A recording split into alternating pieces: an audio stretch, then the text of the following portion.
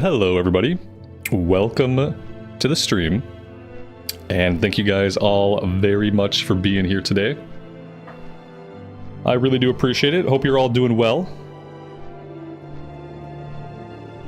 Hope you're all saving your energy for the fresh start on Thursday. Maybe the AH is unlocked now? I haven't checked. So yeah, I'm gonna hang out on the Warlock today. Over on, I think we're, well, I shouldn't say this out loud in case I have to quest, but I'm on Firemaw. So if you're a stream sniper, you try to come kill me. Because yeah, we're on Firemaw on this character, and we'll do this today. Apparently the US servers are down all day for an extended maintenance. Probably the first of many extended maintenances that they'll have this week. So yeah, that's what we're gonna do for a little bit. Let's see, I have a couple of quests to turn in. Oh, and we're doing Nomergon. Imagine that. We're gonna try to actually complete Nomergon today. It was the first thing I saw when I logged in. I saw a group that needed a tank and DPS. So I figured, like, why not pick up right where we left off? It's like we just wiped and now we're running back. The music is a little loud on my side. Well, there we go. Now I can hear myself think a little bit.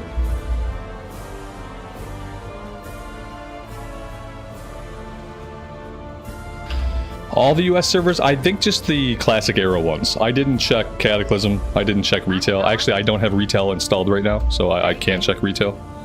But I didn't check Cata. I'm assuming just classic era. Like, in preparation for this Thursday. They'll have an all-day maintenance today, then they'll have another all-day maintenance on Thursday, so... Be seeing you. Daylight's apparently it's really hard to re-release a game that they've already released 2 different times. Oh, already? Hello. Already. Welcome. What's up, man? I want to have a hug from you and have a hug from chat. Well, there you go. Is that... wait a second. Is this like... What area is this? It's Ironforge City. Oh. It's the Dwarven capital. Wait, can you attack those green guys? No, these are guards. No. Oh. Are you all done with your schoolwork?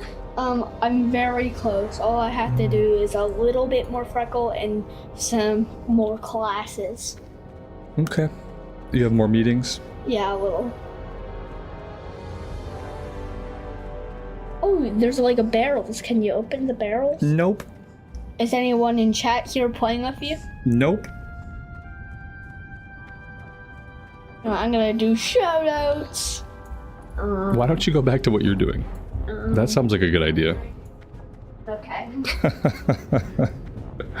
What's the plan for Fresh? When I can actually use my brain and formulate thoughts and words, I'll talk about it some. I'm gonna give it a minute to see if I'm gonna be able to actually use my brain to formulate thoughts and words today. Because at this point it's questionable. Let's check the auction house. Can I buy anything? Cloth. What do we want? Like a chest piece. I don't even know what level we are. Like level 30. Let's buy. That looks cool. Let's just buy this. Guys, I can use the auction house. Hallelujah. It's a Blizzard miracle. I finally have access to the auction house.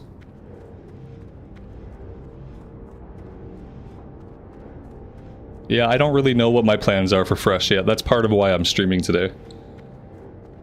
Part of why I'm streaming today is so we can have a little chat about it.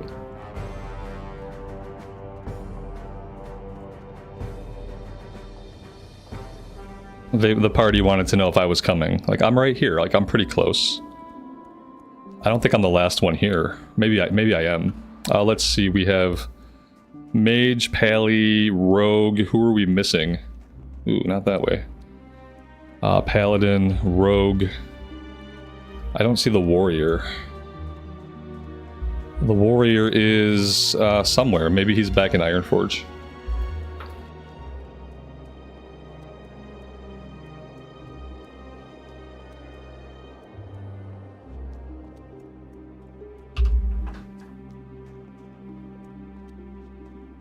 Yeah, I really don't know what I want to do with the fresh start. Part of me wants to just level up a warrior, because that's the most obvious thing I could do. But here's the thing, I guess, like, I don't mind tanking, I guess, like, while we level up. But ultimately, I don't want to tank raids. So, I don't know if leveling up... That's what happened on my Cataclysm Warrior. Like, on my Cataclysm Warrior, I really just wanted to DPS. And I had a lot of fun on the Warrior, so I leveled up the Warrior first in Cataclysm. And then I just felt like, social pressure and internal pressure to tank. And so suddenly I was a tank. And suddenly I was tanking hundreds of heroics, which is fine. I like tanking 5-mans. I don't like tanking raids. But it seems like every time I end up on a Warrior, I end up trying to tank, which leads me into, like, having to raid tank, which I don't like to do. I really just want to DPS. So I thought, like, if I really just want to DPS, and that's really what I want to do, then maybe I should roll a class that can only DPS. Because then it kind of eliminates the possibility for me to fall back on getting, like, a faster group as a tank, or a faster group as a healer. Because that's typically what I do. Like, I will pick a class that can do DPS or heals or DPS and tank. I'll say I'm going to DPS on it. And then the moment it takes longer than 5 minutes to get a group together, suddenly I'm healing or I'm tanking. And then I'm kind of like pigeonholed into that for the rest of my life. And I don't really want to be. So yeah, that's what I was thinking about. Like, maybe I should just roll something that's straight up DPS. Buffalo Bill, good afternoon, man. Welcome. You heard something about dual spec? Yeah, they're gonna, like, they're adding dual spec. Not right away. From what I understand, they're gonna have dual spec eventually. Which I think is great. Oh, I'd love to have dual spec. In the case where I'm a warrior, I guess, like, if I'm a rogue, then I don't care. That's another thing to think about. Like, yeah, being a tank or DPS might be easier if there's dual spec. The problem is, like I said, they're not adding it right away.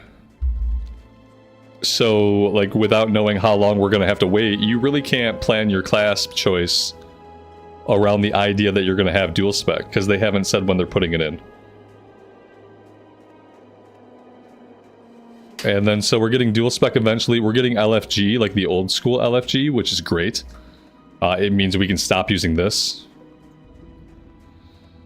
And what else? I haven't heard anything about summon stones. Unfortunately, I would have liked to have heard something about summon stones. I think they try to keep things like warlocks relevant and mage portals relevant by, like, not turning on the summon stones. That's what it feels like. Yeah, dual spec is planned for later. Instant mail from the start. The instant mail is okay. Like, it's a fresh start server. What are you mailing to yourself right away? You know what I mean? I'd rather have dual spec in right away and instant mail later when I have shit that I actually need to mail off to a bank alt. Like, it's a fresh start. It's not like I'm sending myself gold or bags or items. So, like, what does it matter? That's kind of how I look at instant mail. Like, I don't know if instant mail really impacts me that much, especially on a new server.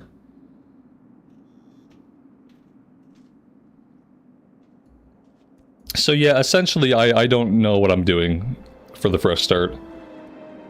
I don't know where I'm playing. I don't know what I'm playing. Can we summon warrior? We might, yes. Yes, we can.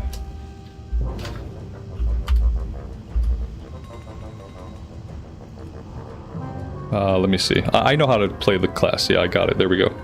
I totally know where my buttons are at and what they do.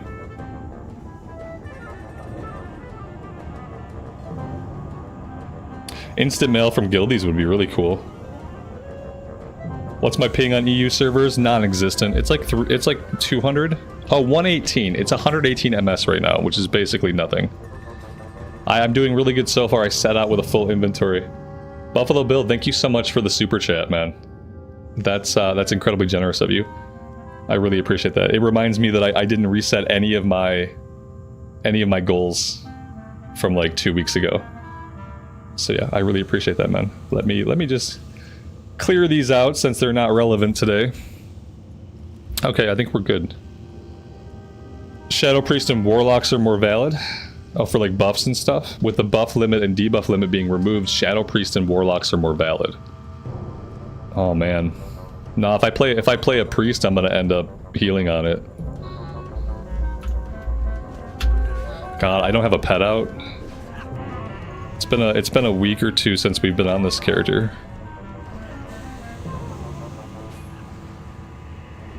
We should get that elevator. It sucks because I was like almost done summoning, but...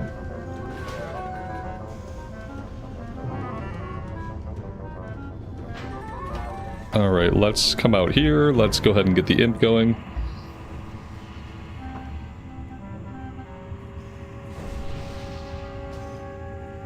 So yeah, I'm hoping like maybe by the end of today, maybe by the end of tomorrow, I'll actually know like what I'm gonna play, where I'm gonna play it. I'd like to have some kind of plan before I'm looking at the character create or like the server select screen on Thursday.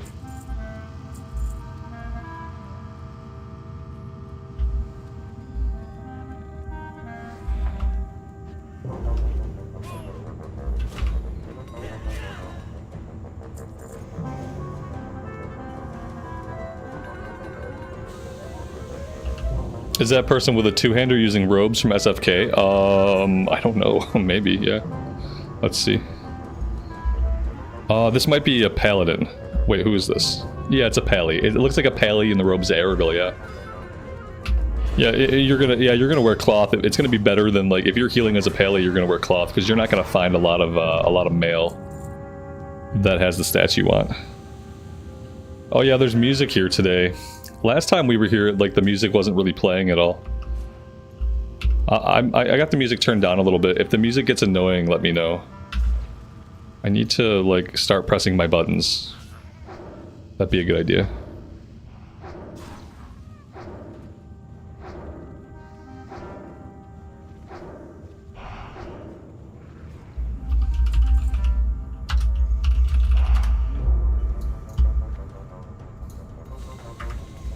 Pretty sure I got aggro on something. Yeah, we got a couple of boys back here. They are following. I'm gonna run up here a bit so that they can come up here where the tank can see them. Let's spread our dots around. And I guess we could rain a fire. It'd be cool if our pet was attacking. That'd be like really awesome.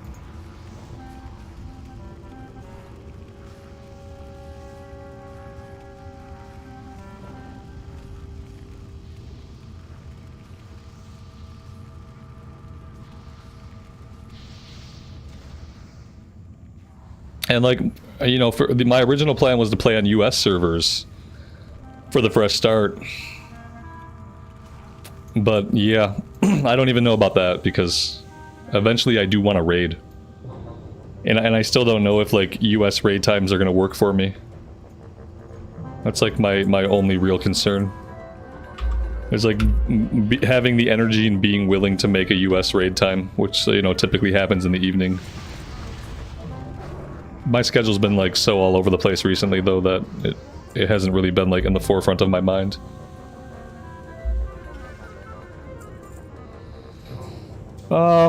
What other quests do we have here? We have a few. This one turns in Booty Bay.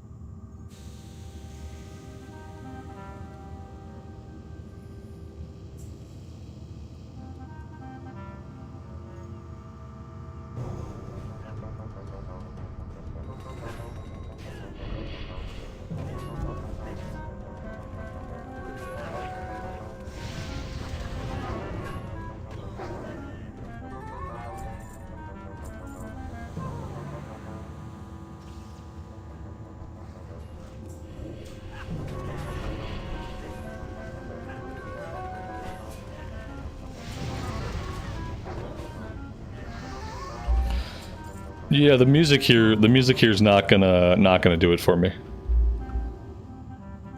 It's not gonna do it.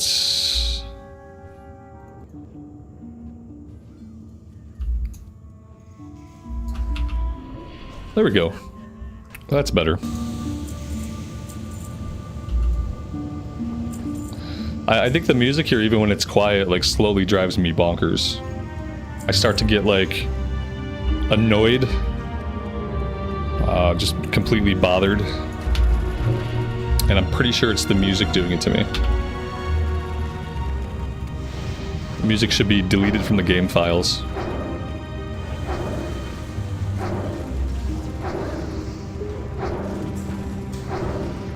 Will I start out in hardcore for the fresh reset? No.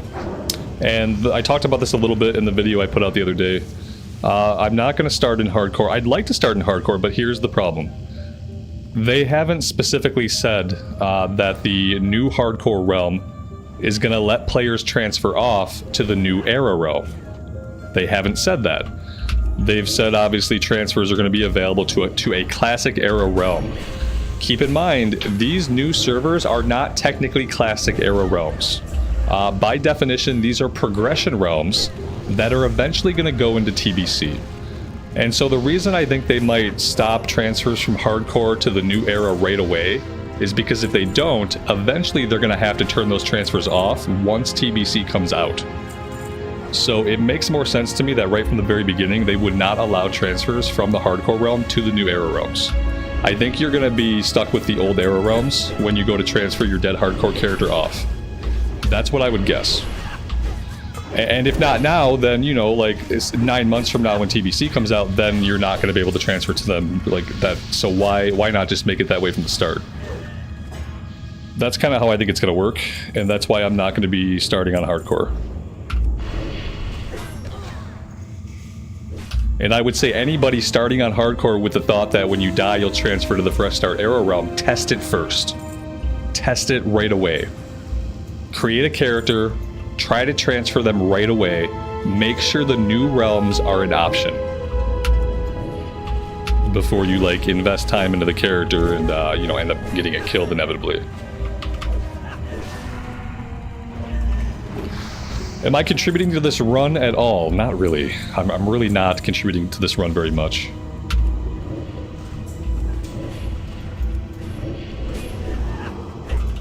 I'm also just like out of mana, so that's bad. The mage gave me a bunch of something. Here we go. Should probably drink some of those.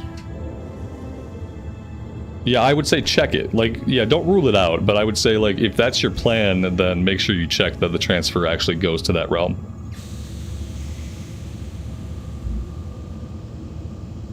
Yeah, I wish I could play on the PvP server. I learned my lesson.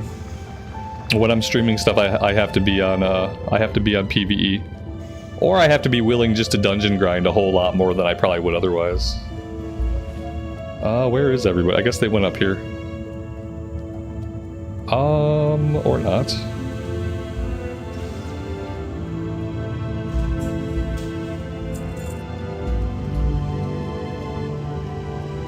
Why not allow the hardcore deadies into TBC? Because it's a different game type. They're not going to let you take your dead hardcore vanilla character and move them to a TBC server. Like, it's a different, the systems are different, the classes are different, some of the gear is different, like, it's a different game type. It's a different servers, you know? I really doubt they would do anything like that. It would be like letting your SOD character, like, come over into Cataclysm or come over into Era. Like, it wouldn't make sense.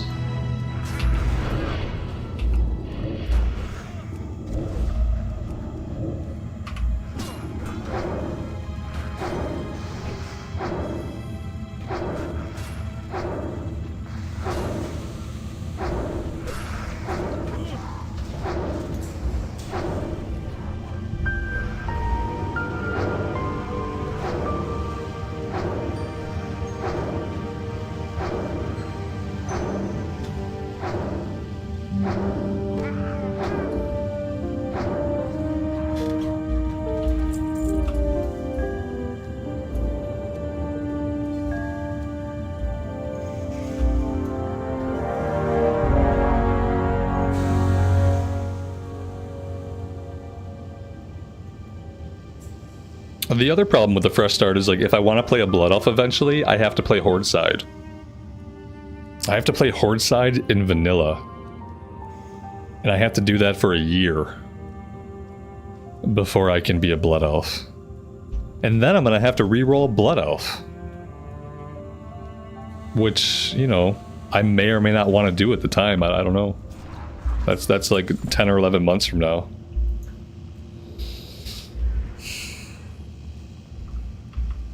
What are the good things about Horde side? The good things about Horde side are better access to dungeons. That's one good thing about the Horde side. Better access to more dungeons. Easier zone hopping, like far easier zone hopping. The negative thing about the Horde side, I hate how basically all of the races look. I hate how basically all the races look. So there's a bunch of technical benefits, but there's like one big glaring aesthetic deficit, which is that I hate how the characters look. And then it's like, yeah, do I want to roll a character in vanilla fresh start, just waiting to re-roll a paladin, a Blood Elf paladin in TBC? Like, is that what I want? Like, I don't know. Maybe.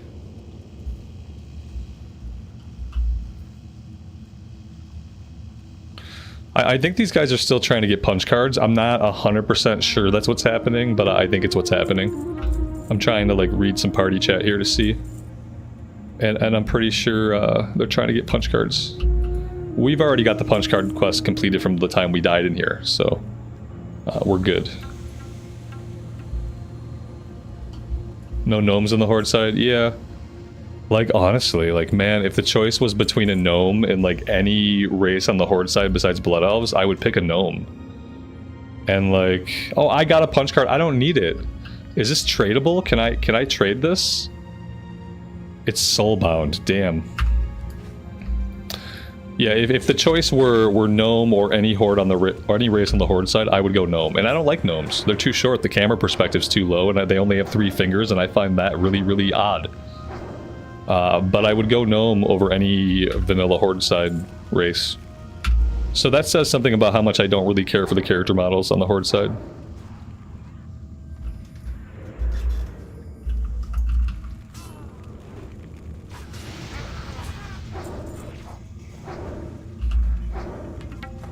Like, regarding the character models, what are the positive things about the character models on the Horde side? Orc females have good weapon swing animations. Like, their two-handed weapon swing animations are really good. Trolls have like a cool like Kamehameha type cast. They have a very cool like cast animation for like Frostbolt, Fireball, stuff like that. Those are some positive things about Horde side characters. But that's really all I can think of. The weapon swings on the Orc female and the Kamehameha casting on the trolls.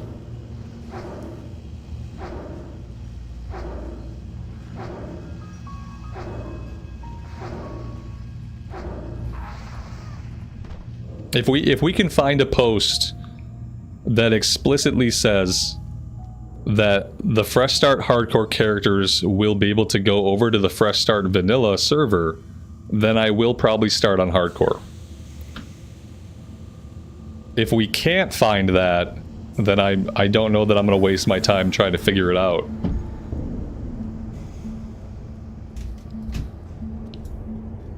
So that's kind of the other thing. This is why I say, like, I don't know what I'm doing yet.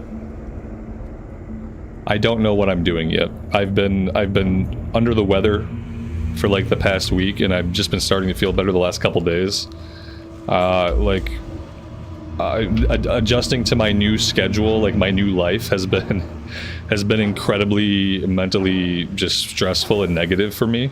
Like, not being able to keep up the routine that I had of, like, you know, we'd come on, we'd stream from noon to 4. I got my workout in before that. Like, having to break my schedule was much harder on me than I thought. So my thoughts have been very like scattered, and I've been trying to like collect those thoughts and figure out like what the plan is. But then every time I think I know the plan, there's a couple of unknown variables that kind of stop me from solidifying anything.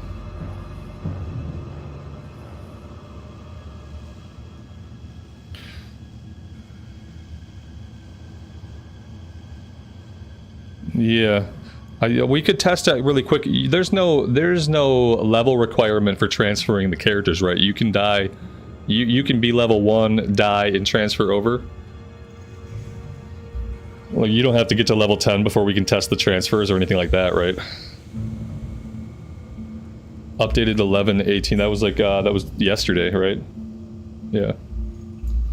Okay, well, if that's the case, then I would like to start on hardcore, yes. Because like that's one of the things that I was kind of upset about, was that they're doing all this at the same time. And so, like, you know, I can't split my time between doing hardcore and doing, like, vanilla. But if I can transfer the character over, then yeah, like, absolutely, I can start in hardcore. And we'll just make that last as long as we can.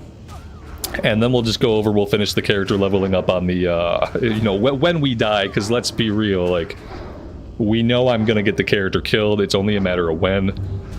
And so when we die, we just continue on the PvE realm.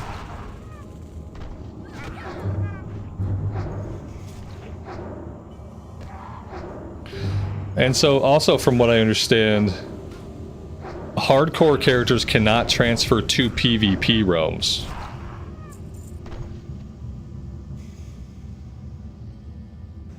On these new anniversary realms, transfers will be unavailable except for transfers to a normal realm for hardcore characters. Okay, that seems to imply that yes, transferring from the hardcore fresh start to the era fresh start is going to be a possibility. That's how I read that. Characters will be locked to PvP realms on hardcore realms. Should players wish to transfer to either dead or living characters, they will be able to do so. Okay. So it might be safe to start on hardcore. It seems like maybe it is.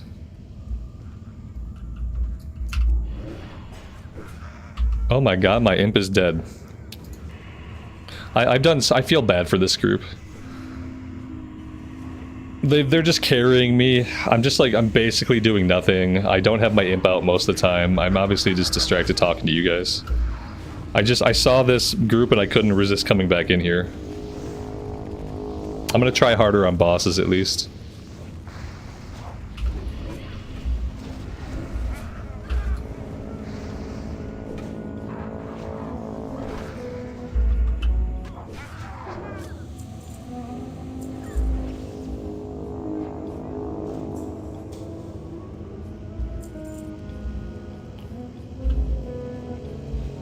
Yeah, it's weird that they don't let you transfer from hardcore to PvP. I guess I don't really understand that.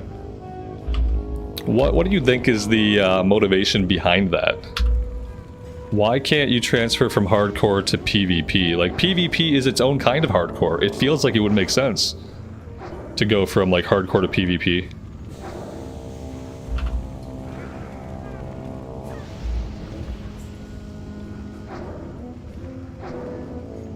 The fresh announcement killed your motivation for your 2 hardcore characters. Yeah, exactly, John. That was something I talked about too. Like, one of the negative things about, like, having this fresh start is that because of the way the community works and because of the way these things go, like, a fresh start will always feel like it's invalidating. Thank you. It'll always feel like it's invalidating your current or most recent progress. Like, you know, like, I just leveled that paladin from 1 to 60. Like, that was a big accomplishment. And now I'm like, well, damn, now I gotta do it again. We just did it. And now I gotta do it again. It kind of saps a little bit of, like, the excitement out of it when you either are working on characters you care about actively or you've just met a goal on a character.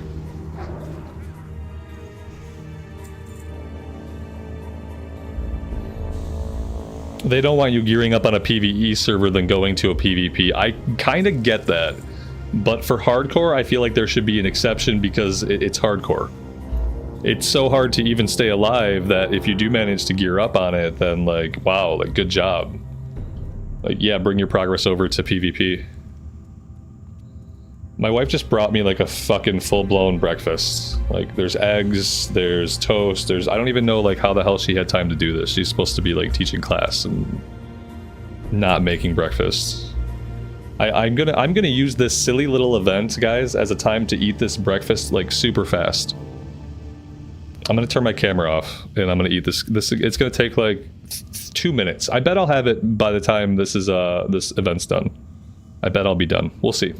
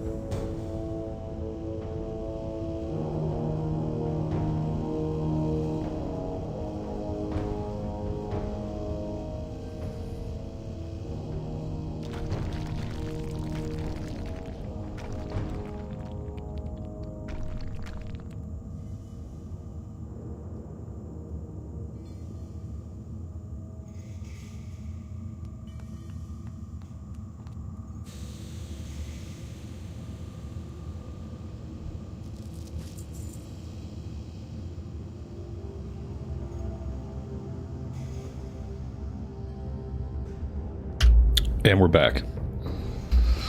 Is that it? Is that is the event still going on? Oh my god.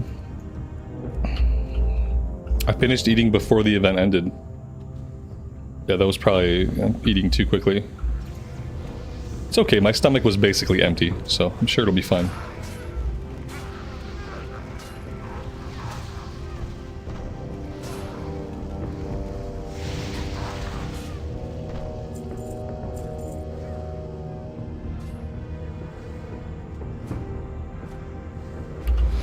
Do we know if Blizz will dump the anniversary servers after TBC?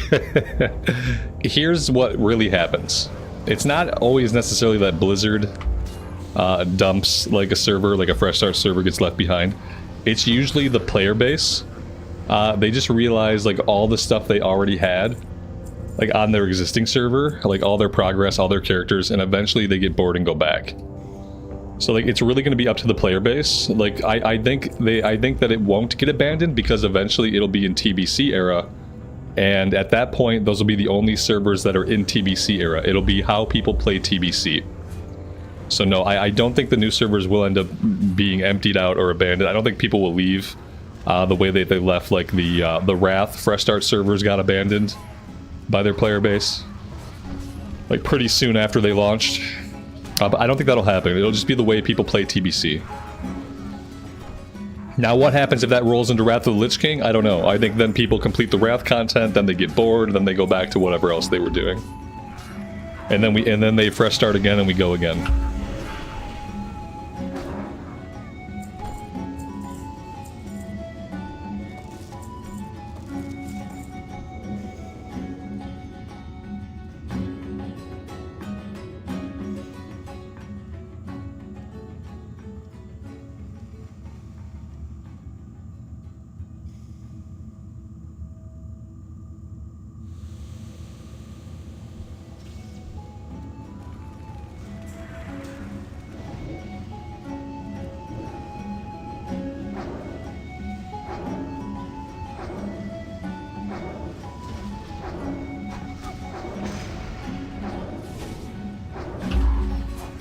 Will they push the servers to Wrath of the Lich King? I don't know. The roadmap does not go that far. That would be 2026. If I had to guess, I would say yeah. I would say eventually they push them to Wrath, or or they do another fresh start and they push those servers to Wrath, and then you have Classic Era servers, TBC servers, Wrath servers, Progression Classic servers, which would be Mist of Pandaria, Warlords of Draenor. So maybe they do it as another fresh start a couple years down the road.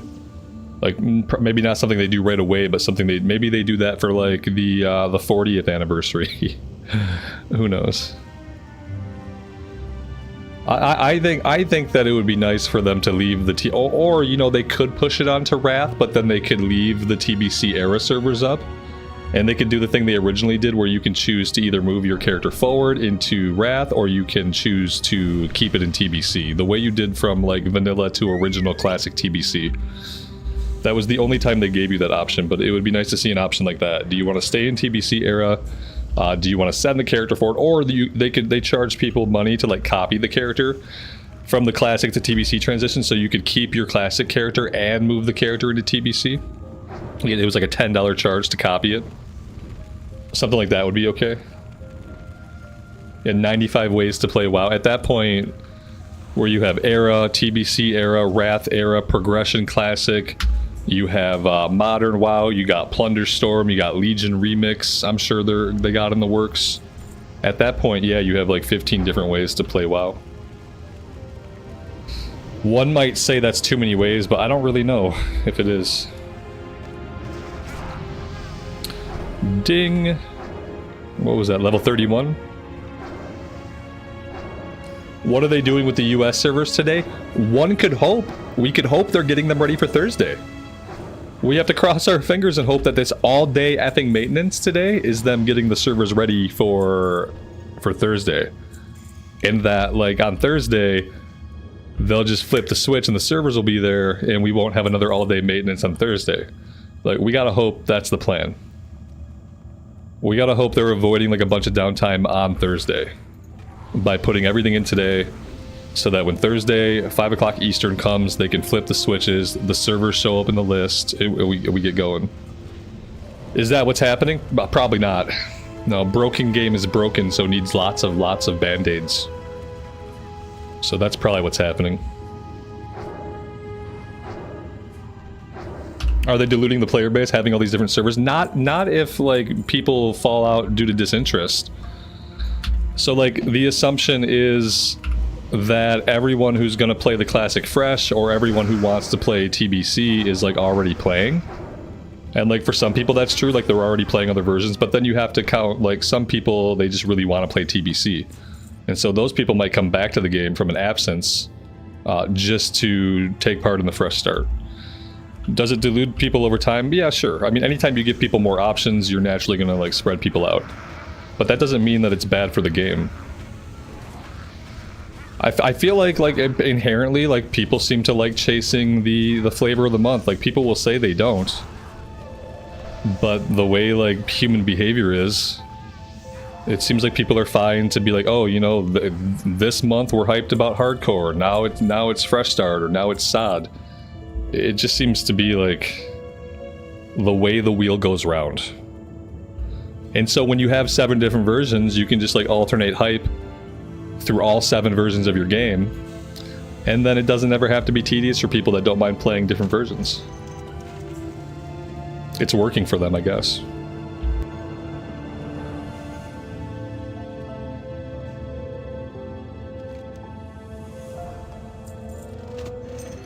Somebody told me we have a chance to loot an item that starts a quest, but so far I haven't gotten that item.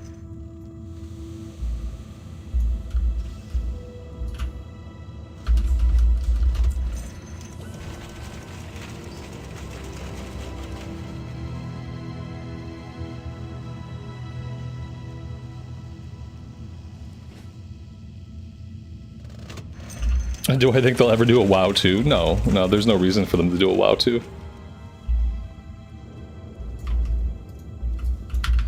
Absolutely no reasons for them to do it. They'll probably do some kind of like world revamp eventually in modern WoW. But they don't have to do a WoW 2 to do like a world revamp.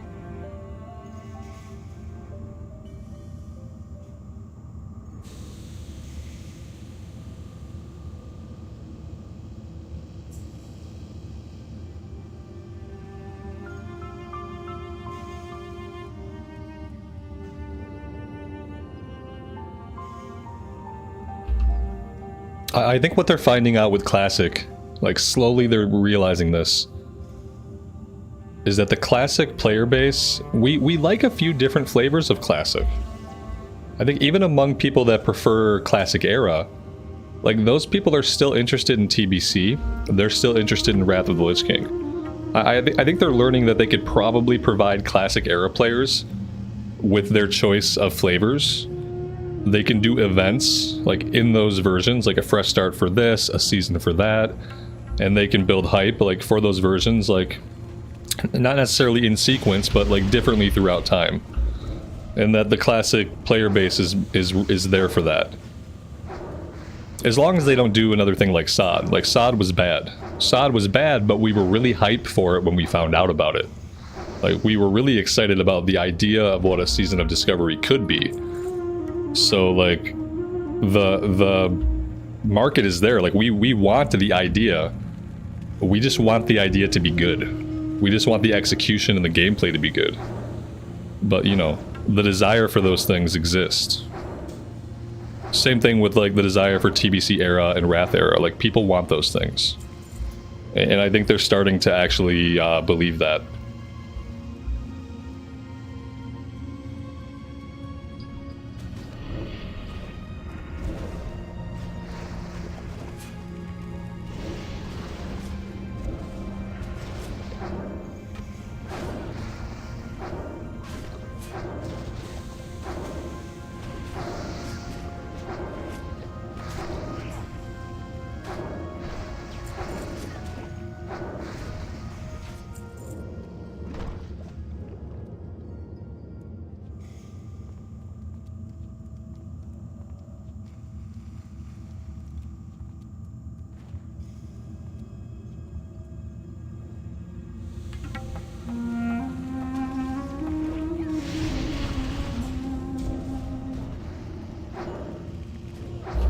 I think if they had had like a clearer vision for what SOD was supposed to be, like if it were from the beginning what it ended up as, and if it had expressed itself like more upfront and more like honestly, then it might have been a game version I could have come to enjoy.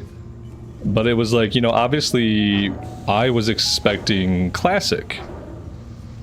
And in Phase 1, we got Classic for the most part, because there was no XP buff, you know, we only had a handful of runes we had to find, so, you know, you were spending half your time on Wowhead, but that was okay.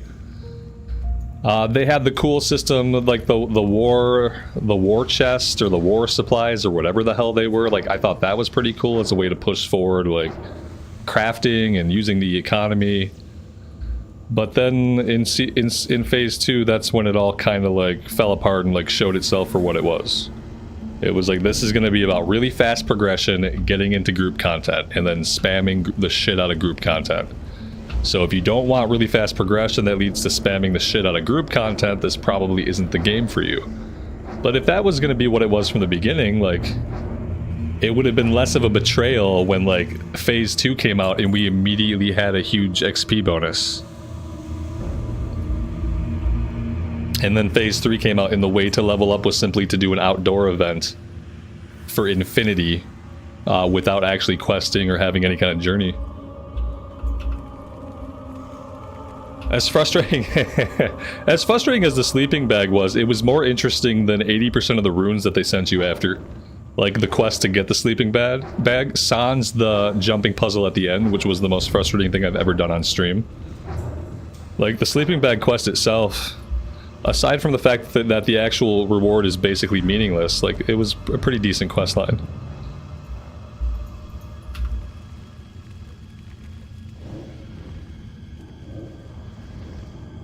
The way they presented SOD initially was that the current phase would never have an XP bonus.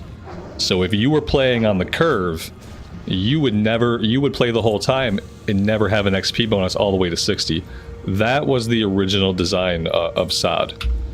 And they went back on that right away in phase 2, because phase 2 had a 50% XP bonus right away. Right from the get-go. And then, you know, they just stacked XP bonuses from there. Like, it went up to 100%, I'm sure, eventually.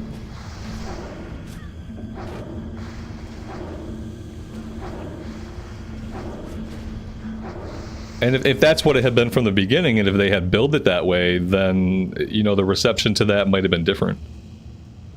Obviously, some people really ended up liking it. What is this? Not for me.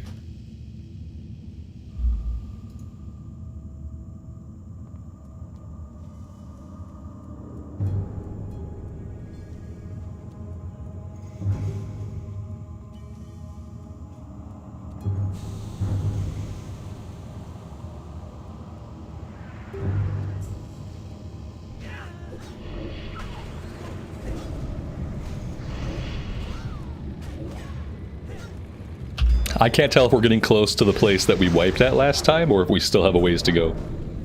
I remember there were Dark Iron Dwarves. I'm pretty sure they were Dark Iron Dwarves.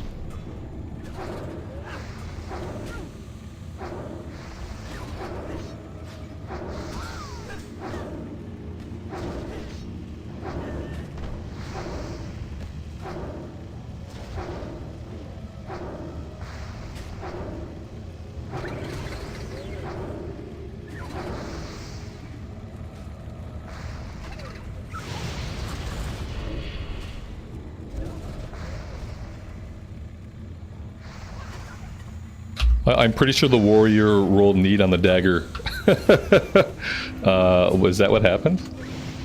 Yes, the warrior rolled off against the rogue for the Toxic Revenger, which is a 1.9 speed dagger, chance on hit to deal 5 nature damage every 5 seconds.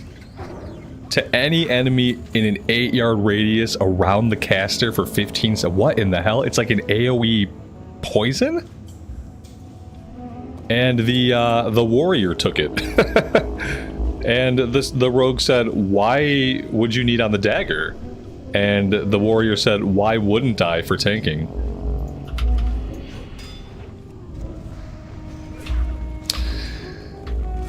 I don't know. I've listened to this. Dude's got the dagger equipped.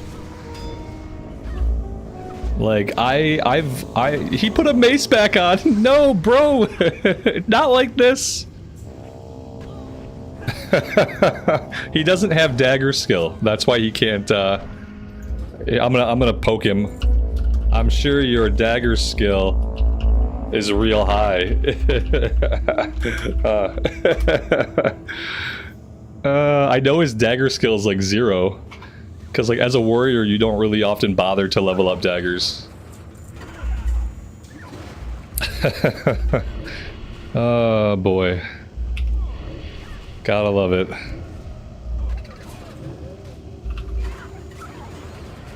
People will need on anything they can need on. Yeah, exactly.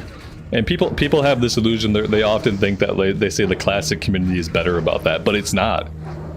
In classic, the chances of you getting an item are much, much lower. And so I would say, if anything, in classic era, that behavior is worse than other versions of the game. Because a blue drops and you're like, oh my god, I haven't seen a blue item in like 2 dungeon runs. Oh, can I even equip? I can equip it? I'm gonna roll need. Because you just never see good loot. So you're gonna take anything you can. To be frank, it's a hunter weapon. I mean, I feel like either way, a warrior probably shouldn't roll off on a dagger over a rogue. I feel like it's rude. And like, he can't even use it right now. He's got no dagger skill.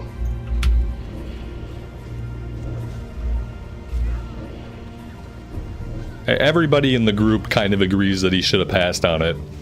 The consensus in the group is like, they're chill, like they're fine, but they are not. They say like he should have passed. Warning! Warning! Danger, Will Robinson. We got problems. These guys caused us problems before, I think, or maybe it was bombs. I feel like we had one robot that spawned ads, and then we had a bunch of landmines on the ground that people just walked on top of. Speaking of leveling up, I never spent my talent point. What was I spending my talent point in? Maybe he, you know, that's not super useful with the imp. I don't really care about his health. He's not taking hits. At least, like, I don't really want him to be taking hits. So, in that case, like, what do I do? Fell Domination? That reduces casting. Like, that could be a useful cooldown, I guess. I don't know if that's worth it. I don't really have anywhere else to spend points, to be fair. Improved health stone matters to me a lot less now that the character's not hardcore. I really don't know where to spend this point. I could just start going into, like, improved drain life. I think I'm gonna do that. I think that's what I do.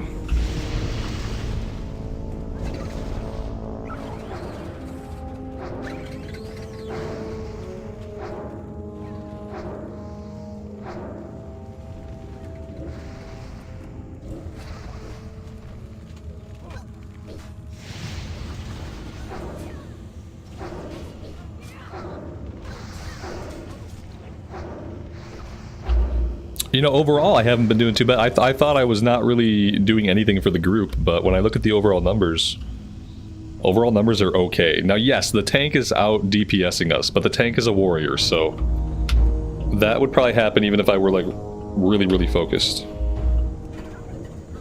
Just because warriors are the best.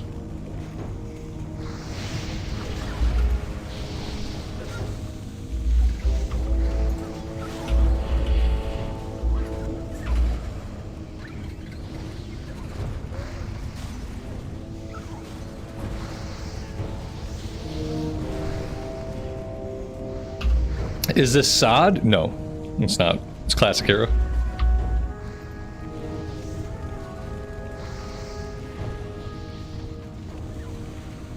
Amazingly, SOD was one version of the game that once I quit, I never went back. You know, like, I've stepped away from retail and gone back. I've stepped away from Wrath and gone back. I've stepped away from Cataclysm and gone back. But when I stepped away from SOD, I never went back. That was the last time I streamed SOD was the last time I streamed SOD. That was it.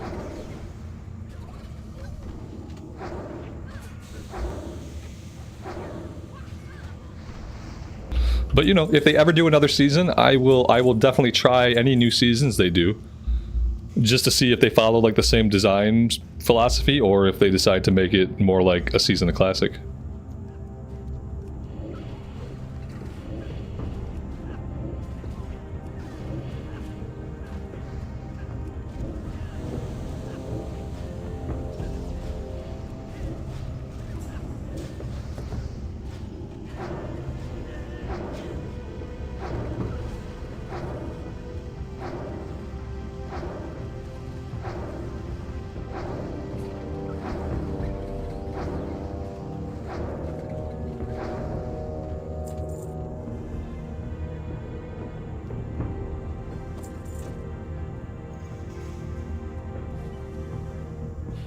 Oh, we need these still. That's right. These freaking boxes. We need like 1 million of them. We have 5 out of 12. I need to start grabbing those like whenever I see them. Even like right now, like I should probably fight, but I'll send my pet in. He can do some damage. I'm gonna grab this item. I would really like this time to be like a full clear, and I would really like this time to maybe be the last time we do this on this character.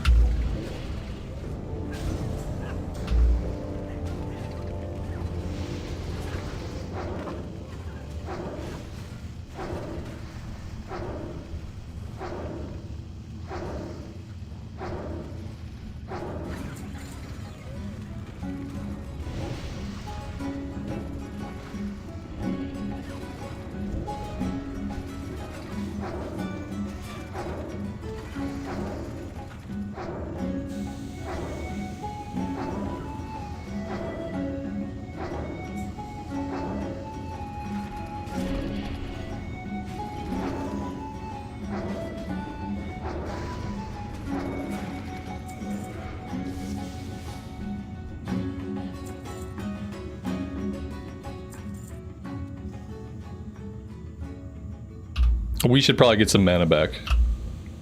That would be cool.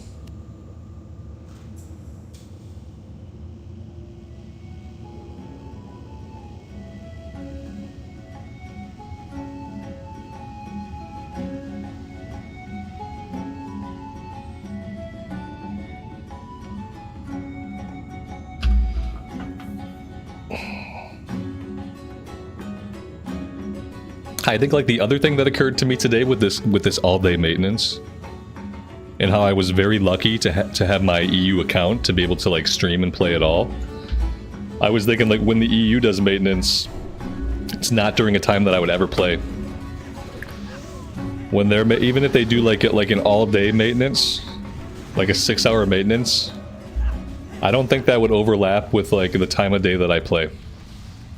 Whereas when the US has an extended maintenance, it starts at and goes right into my stream. And like the days that happens, it's incredibly obnoxious because those are days where like I don't get to play the version of the game that I want. Those are days when like I go play Cataclysm for a day just so we can hang out, and I have to stop making progress on like my classic characters. And I feel like the number of like extended maintenances, it's not a number that's like shrinking. It's a number that just seems to be growing, if anything. I guess that's like another thing I should think about.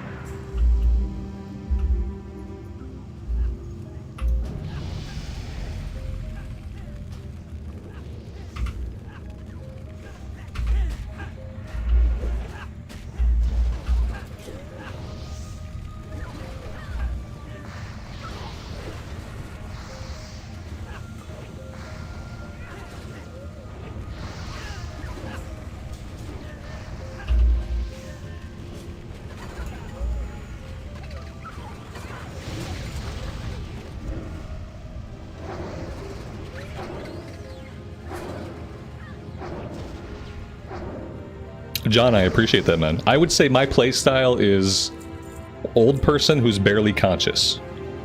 That's how that's my playstyle. Old person who's barely conscious. And has about 2 brain cells to rub together. I think that's like pretty much my playstyle.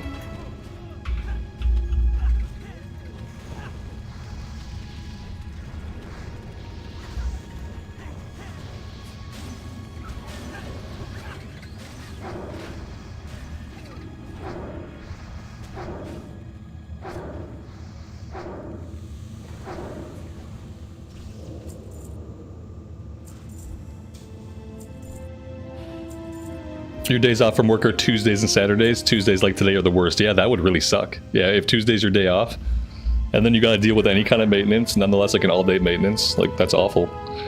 Yeah, that's what I'm thinking. Like if I play on EU servers, then I avoid all the maintenance. I will never be playing when a maintenance is happening.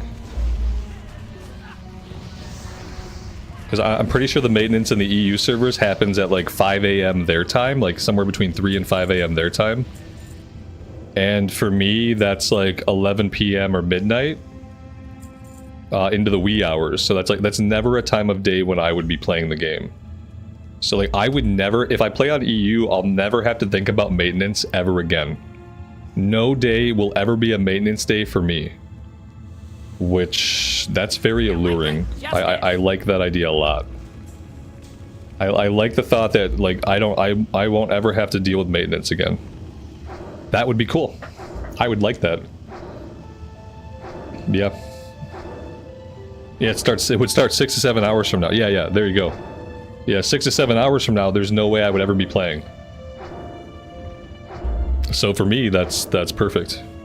And then that maintenance could go all night. That maintenance can go on for 7 hours and it still wouldn't affect me. It would have to go on for like 15 hours to affect me. Ooh, what is this? Wrist with like straight up 3 mana per 5. I'm gonna take this. I mean, I'm giving up 9 intellect, but this item interests me. Should I take this item? I have right now my wrist has -5 stamina and 9 intellect. I almost feel like the mana per 5 is better. I'm gonna roll on it. I'm gonna wear it. And we'll see. I mean, realistically, I doubt we'll notice anything. But we'll see.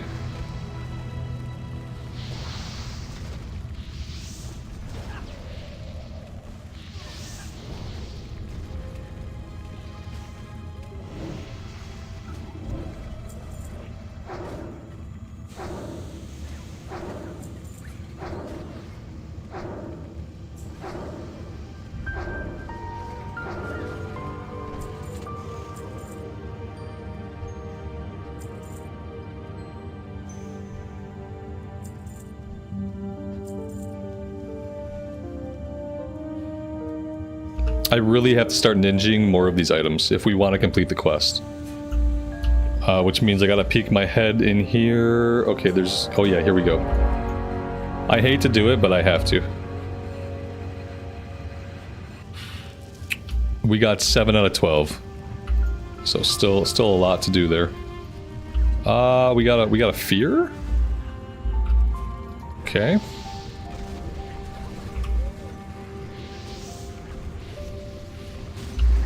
Yeah, the Rain of Fire isn't really, it's not doing it for me.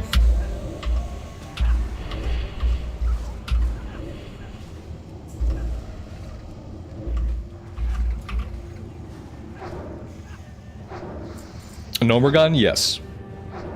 Gnomergon 5-man. Not to be confused with Gnomergon the Raid from Season of Discovery.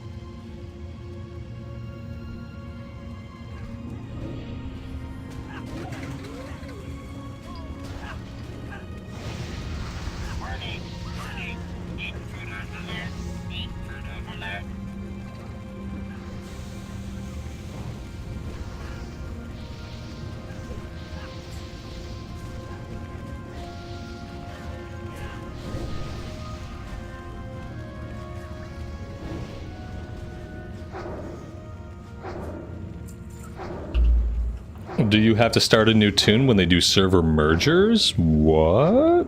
No. Not if it's a server merger. If when they merge servers, it's typically because a server is like a very small population. And so they're trying to get like more people playing in like one place. And then it is exactly that. It's a merger of the two realms. Yeah, if it's a merger.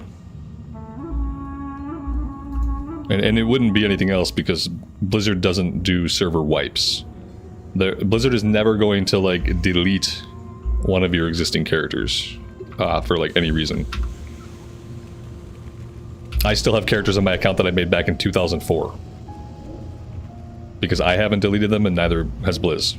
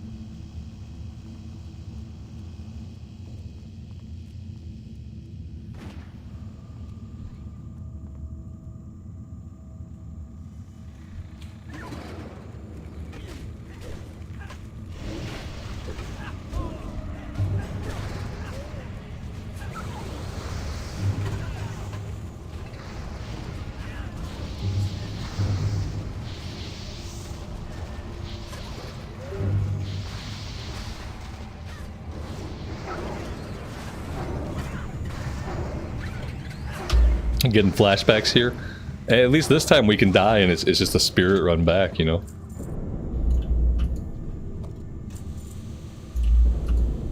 There are limited consequences for failure.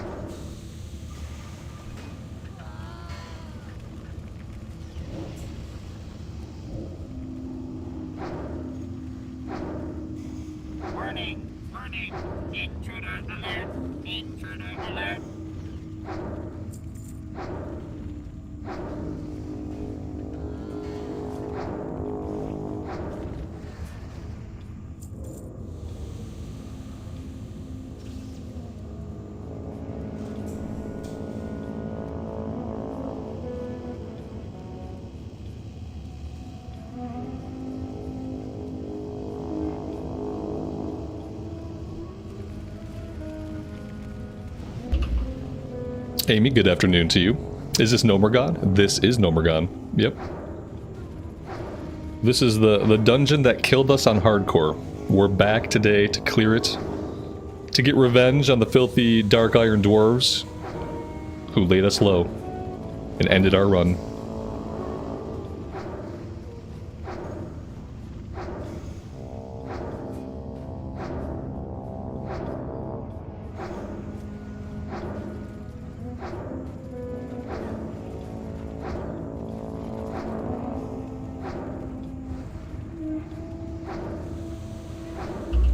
What am I planning to roll for Classic Fresh? I have no idea. I don't know. And I don't have a lot of time to decide. I haven't even really decided if I'm gonna play on US or EU servers. So, yeah, not only do I not know what I'm gonna play, I don't know where I'm gonna be playing it. A lot of unanswered questions. I've been under the weather for like the past week, so my ability to think and process thought has been limited. I'm hoping between today and tomorrow I'll be able to figure some things out and have some kind of plan in place. It's part of why I'm streaming today, is to like have a chat about it and talk about it throughout the day, and maybe by like talking it out, maybe I'll come up with some kind of idea on like what to do.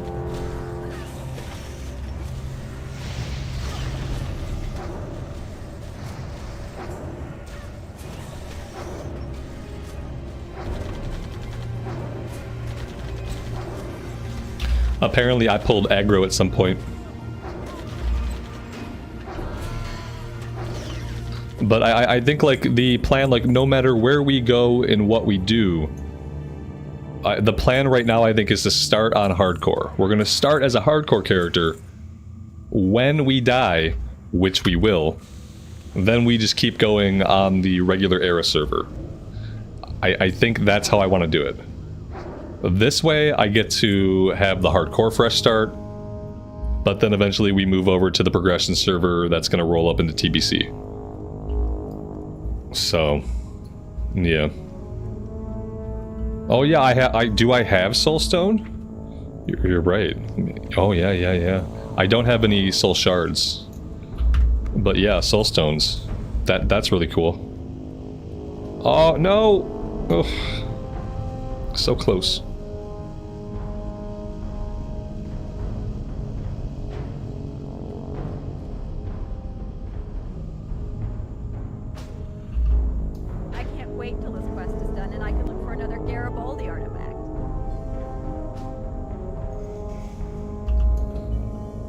Somebody's doing slash joke.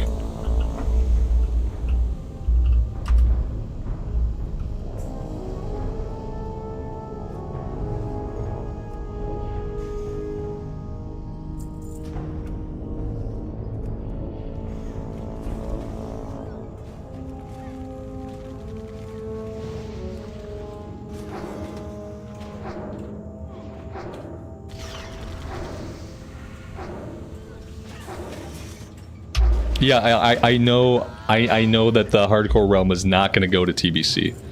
What I mean is, when we die, and we will, then we transfer the character over to the regular era realm that is going to go to TBC. Inevitably, the character is going to go to the progression realm. Even if we hit 60, the very first thing I would do upon hitting 60 is to transfer the character over to the regular progression realm and get him off the hardcore realm. That would be the very first thing I did if we had a successful run. Because yeah, the overall plan is to play on the progression server, to play TBC next year when it comes out, you know, like 11 months from now, in the far off future.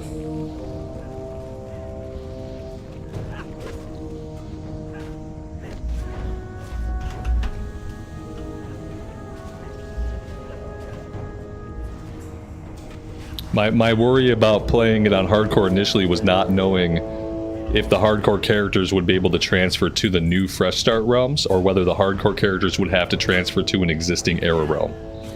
That was my original trepidation about starting off on hardcore. But we found some posts today that seemed to indicate you will be able to go to one of the new servers, or to the new PvE server rather, from hardcore if you die. And I think we're gonna test it. We'll probably test it night 1 by making a character and then immediately seeing like where we're able to transfer it to. If the hardcore characters cannot go to the new Fresh Start realms, then I won't be starting on hardcore. But if they can go to the new Fresh Start realm, then I will be starting on hardcore.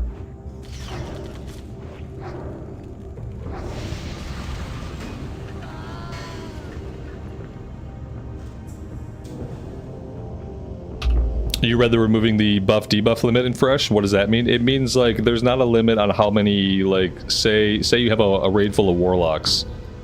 There wouldn't be a limit on like how many damage over times could be up on a boss. Whereas I think initially there was a limit, so that kind of limited like who you brought to a raid. Because after a certain point there couldn't be any more debuffs up on the boss.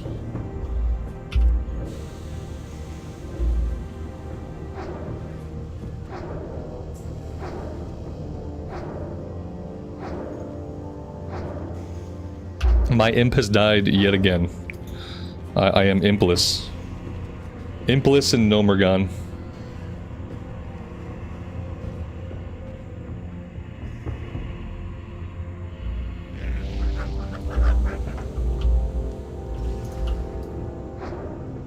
I feel like I'm never gonna complete this quest. I'm so bad at finding these things, and by the time I see them, like another player has already grabbed it. Like, look, they're already going for this one. I have 8 out of 12. I need 4 more. Like, am I gonna find 4 more in this run? I don't know. It's questionable.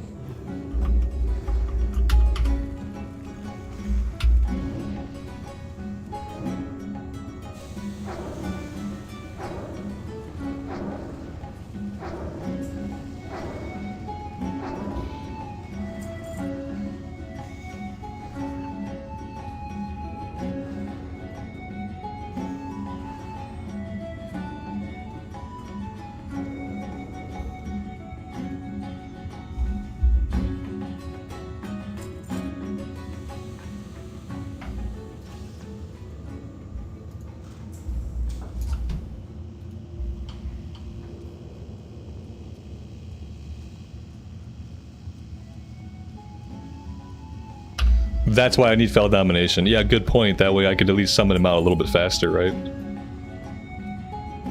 Good point.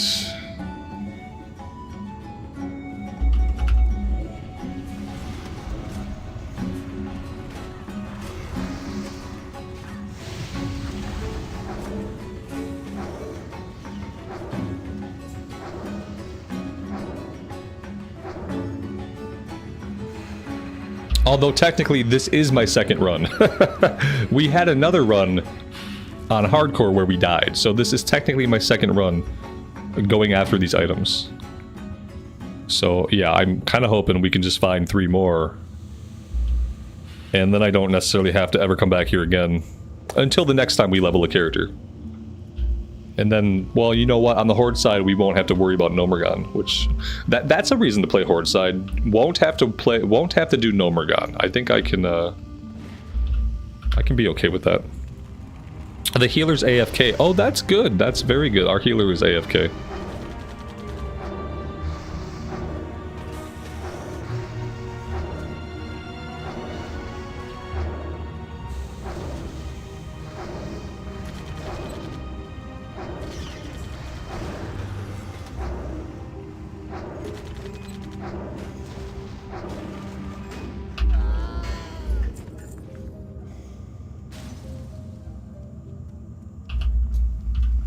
It's my least favorite dungeon as well. I think it's my least favorite. Yeah, it's my least favorite. But I guess, like, you know, it's okay. As long as I can mindlessly follow somebody, I find that I have a much better time. The problem is that I often play tanks. And, like, as a tank, I feel like you're expected to, like, know your way. So as a tank, the place is pretty awful. But as a DPS, I'm able to just, like, kind of tag along and do a little bit of damage. It's been okay. This run has not been bad. The last run we did when this character died, that run wasn't bad. So yeah, I think turning the music off helps a lot. For me, the music is atrocious. It's like a blight upon my eardrums. So having like actual good music playing has helped out a lot. What's the Horde equivalent at this level? Yeah, you know, you could do Scarlet Monastery Library. You could do RFD or I think RFK. RFD is like level 40. Yeah, you'd probably be doing RFK. And then you'd have really easy access to start doing like Graveyard and Library. Just a Zeppelin flight away.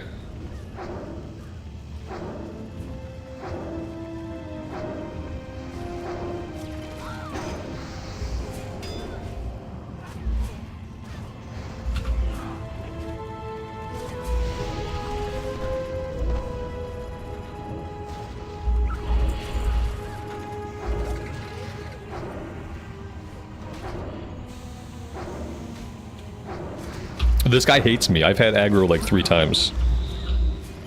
I got potions. That didn't seem to do a lot. How do I have aggro on both these guys? All I'm doing is dots. I dotted myself with reflect. That's really smart. Apparently I'm dealing a lot of threat. I don't really know why. But apparently I'm pulling a lot of threat. Do I play on PvE or PvP servers? I've played on both. This server is a PvP server, actually. I can't really play on PvP servers because I get stream sniped these days. We tried playing on Whitemane for a bit, and I was just getting killed by a couple of guys, like, non-stop. But this is actually Firemaw EU, and this happens to be a PvP server. But nobody knows that I'm playing here, and I don't plan to often be playing this character, so... For today, it's okay. They might be taunt immune during the green smoke. Yeah, that's fair. Maybe he couldn't get aggro.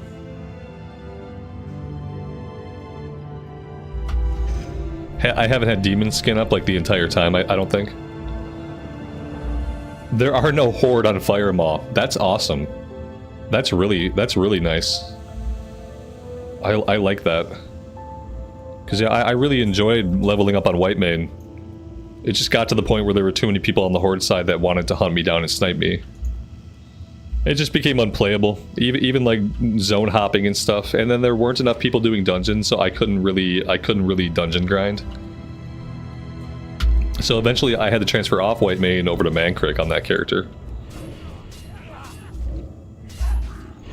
But hey, if there's no Horde side, then maybe the snipers won't have characters on this server on the Horde side, I don't know. It depends on what they're willing to go through to kill me. Live and in person. I shouldn't step on any of the bombs. I feel like backing up here is a good idea.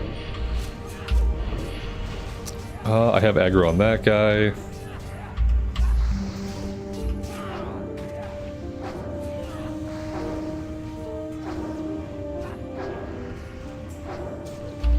These are the guys we wipe to. This might not be the exact pull, but I feel like this looks right. Doesn't this look right? Like this might have been like where we died. It was somewhere that looked a lot like this. Oh damn, that was deadly. That sucker had a range on it that I did not. Look, it got him too. He thought he was far enough away. We weren't far enough away. Not at all. My imp is just toasted. Like he got toasted by the landmine, I think. This was where we died. I'm pretty sure of it. Yeah, it's happening again. No! Stay alive! Stop stepping on the bombs! Stop resisting my spells! Okay, I gotta get away from this landmine. We gotta get, like, way down here.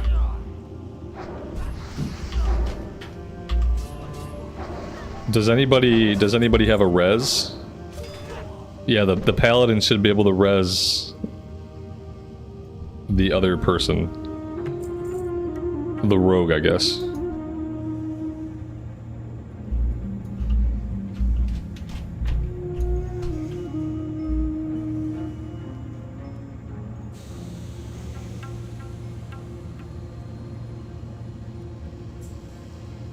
Is this tank leveling the daggers? Yeah, I'm not sure. Yeah, yeah. Oh, you're right, yes. He is trying to level up his weapon skill in the dungeon with the dagger that we know he has no weapon skill with, and that's why we're having aggro issues.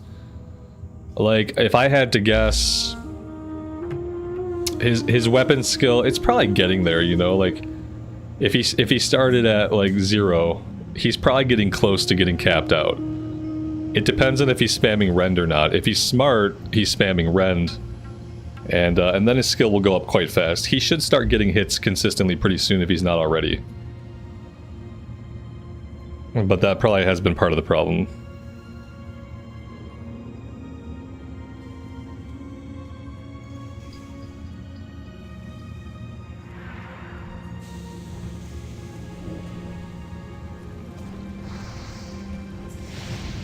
Am I pro weapon skill or anti-weapon skill? I'm pro all of the things that make classic an RPG. And weapon skill is one of the things that makes classic an actual RPG and not an action game. So yeah, I guess I would be pro weapon skill. There's a reason why I basically only play classic era these days.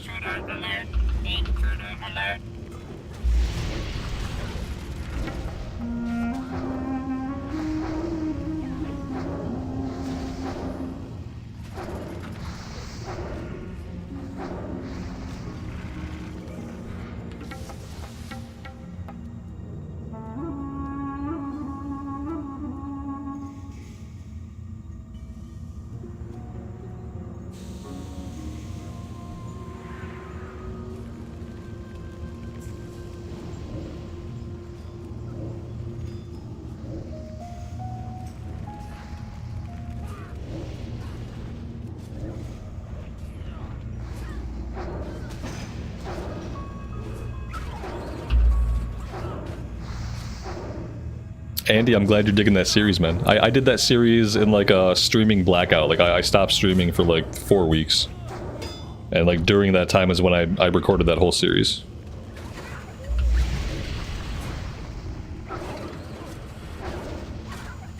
It was one of those I need my social battery to recharge type of months.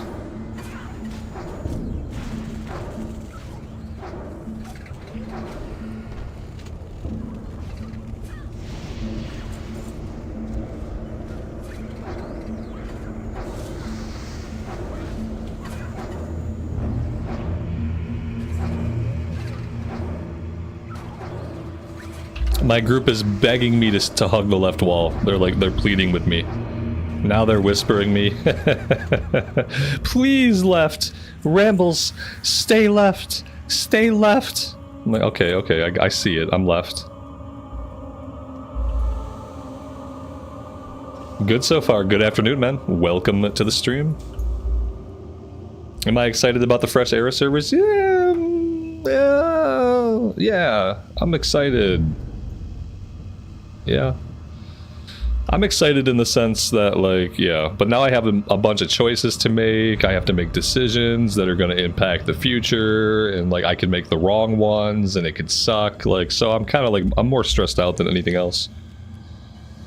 I'll be excited when I'm playing. Like, when I'm logged in, when I'm on the server I want to be on, when I've found the character I want, then I'll be excited. Right now, I'm just anxious because I have a lot of choices to make. And I'm kind of bad at making choices. At least I've proven to be over time.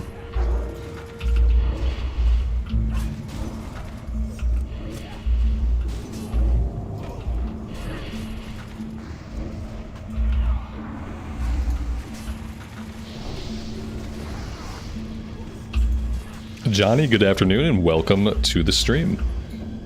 Did I see that they're adding dual spec? Yes, but keep in mind they're not adding dual spec right away. They said they're adding dual spec in the future. You know when I could really use dual spec? Right at level 10. Before I start having to do dungeons. Like, that's when I could really use dual spec. So telling me you're going to give me dual spec later, I'm thinking, like, okay, so that's going to be, like, for an alt? I guess I'm gonna have dual spec on an alt, like, because it doesn't seem like something that I'm gonna get to use much on my main. Because they said they're adding it later.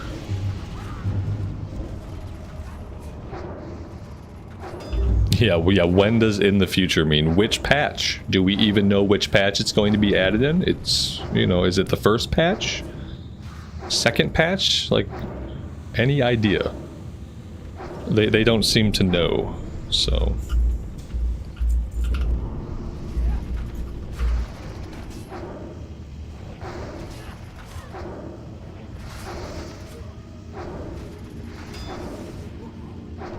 It's just a game, don't think too hard on it. I have to think a little bit hard on it just because, like, it's going to be something that I do, like, the leveling process alone is going to be like 250 hours. It's a huge time investment.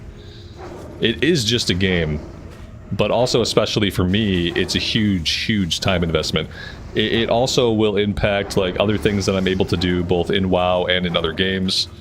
So, like, I absolutely have to put enough thought into it to make sure that it's what I want. That every aspect of it is as close to what is going to be ideal for me as possible, from like if I play in the EU to what class I want to go on to what role I want to play in groups. Like, I have to think about all that stuff because I'm committing to spend hundreds and hundreds of hours on the character. Yeah, so, but we'll figure something out. I'm sure I'll have fun no matter what I do. I want to give myself the best chance to have fun doing what I want in the game. Which is like group-wise, I want to DPS stuff. So like part of me thinks I'm going to go just on like a straight DPS character.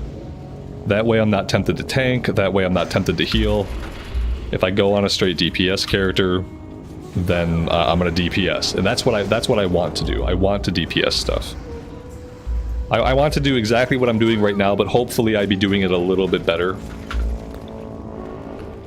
And that's what fits best for me, like, especially streaming it. What fits best is me just playing a DPS.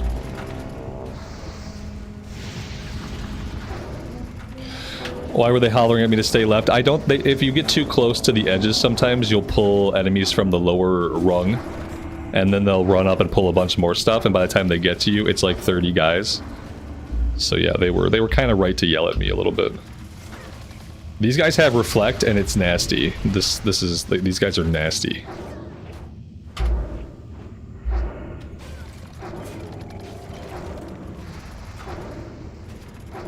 They were even like, your pet is super close to the edge. Like, they're really worried about like pulling all this stuff. I'm gonna have to try harder at like staying to the left. I think we're safe now, though. I feel like this is safe.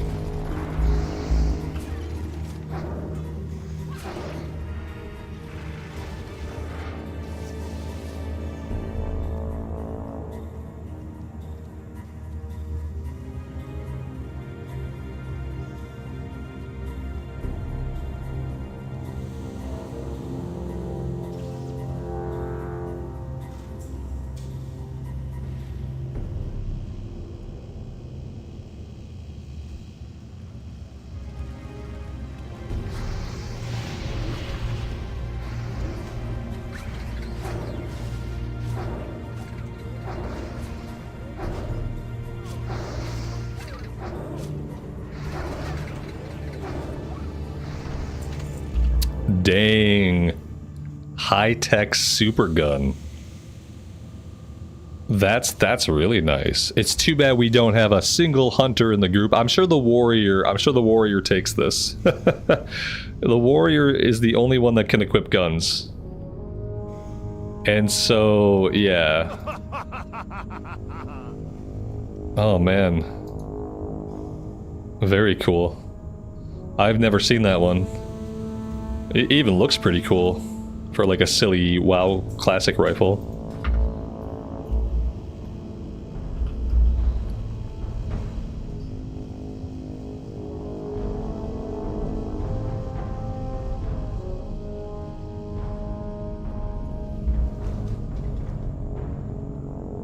I feel like having a full inventory here is not a great idea.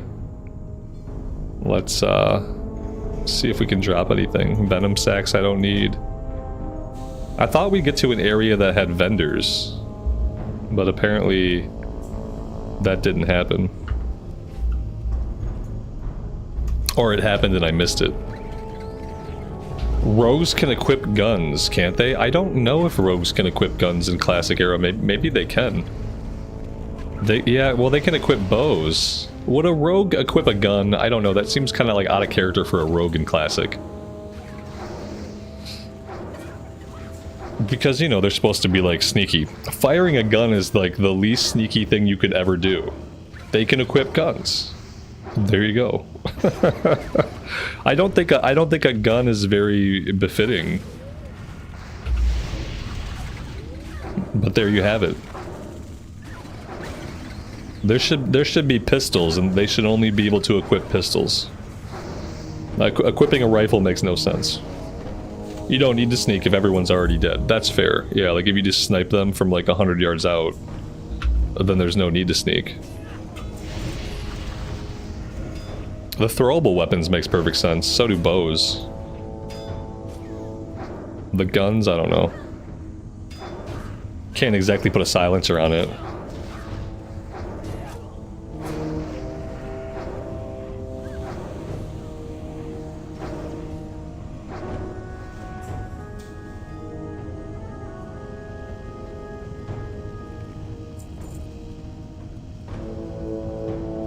Is this hardcore? No, no, no. This character was a hardcore character. And they actually got killed here. Now we're on Firemaw, and we're coming back. To exact our revenge. But no, it's no longer hardcore. This was just what we're doing today because the US servers were down. And I don't really have, like, anything I want to do that I'm, like, going to focus on prior to Fresh Start. So, like, this character was a pretty good character to jump on today. Just to make a little bit of progress and like revisit them, because I did like this class a lot. I actually had a lot of fun on this Warlock, and it was really sad to see her die. So yeah.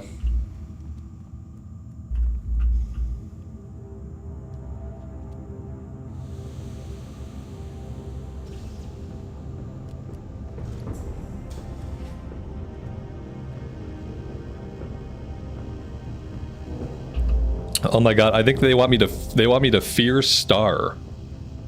Oh dear god. Okay, we're gonna fear Star. That's the plan. The mage says, I will AoE them down, no need for CC. They mark for CC, the mage says, no, no, no, no, no. No, he says, I can solo him. I can solo him. He says, I can solo him. Okay, bro. Solo him. Where's the Frost Nova? Where's it at? Oh, here they're running. I can solo them. We should have let him solo them. That'd be something. I don't think my Rain of Fire does a lot of damage. It seems rather underwhelming. I don't even like using it unless there's like 5 or more enemies. It's almost like pointless to even try to use it. And then a lot of times the tank moves them around so much that I can't even keep them in the circle without recasting it constantly. People invite locks to teleport their soulstone. Yeah, for summons you mean? Yeah. We could play a lock in the Fresh Start. That would be a straight up DPS class. So it would fit the criteria of what I'm looking for. But I always feel like if I'm gonna go on a Warlock, I should probably just go on a Mage. Like, a Mage has even more utility. A Mage has portals and teleports. Soulstone's really nice. Like, you know, you can't use it in hardcore. But it's really nice, like, regularly.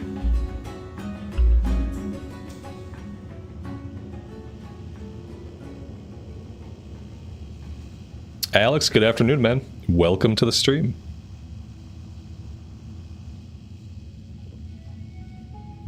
Is this guy the last boss? Are we almost done? Yeah. After we kill this stuff and we're out of here, I'm gonna have to take like a 5-minute break. I need coffee and I got a bio.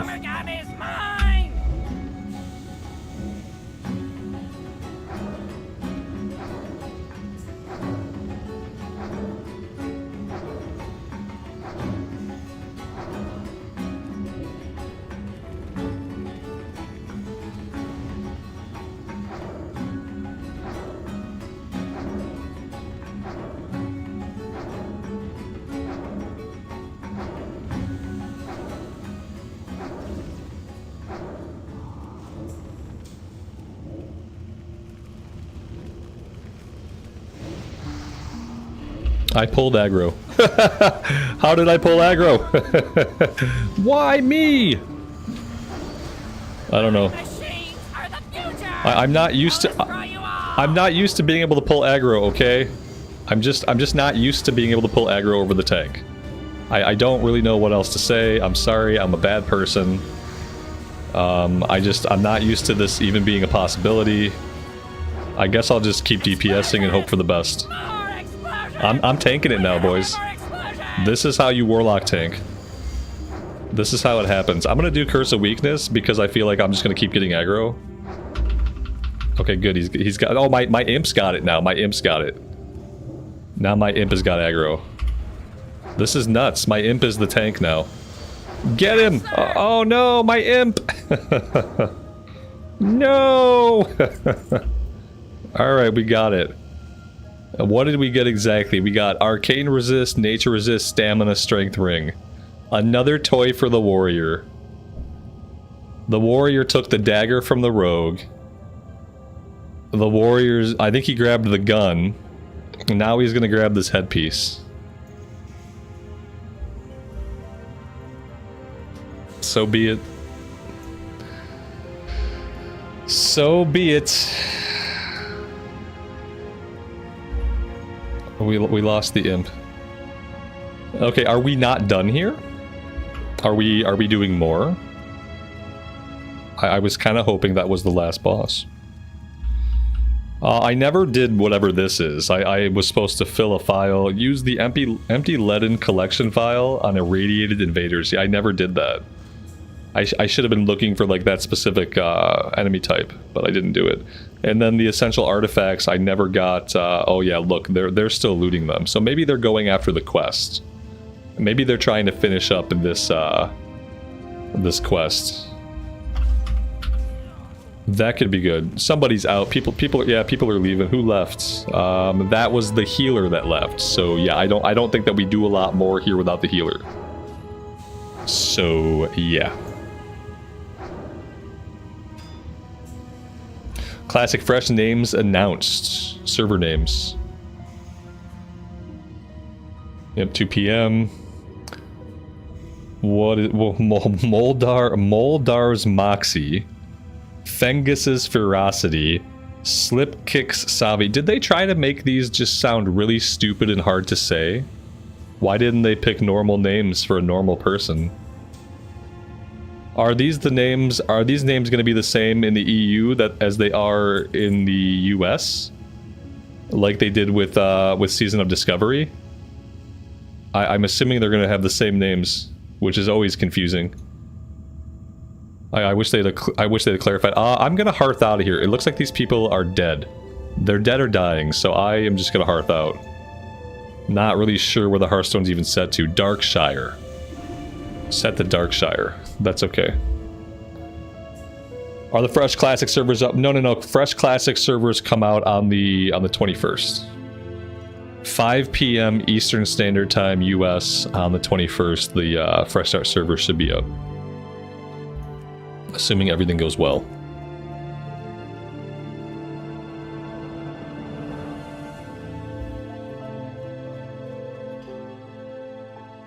I got mail from the auction house. Oh yeah, I bought a thing. I bought that test thing. Yeah, that I never grabbed.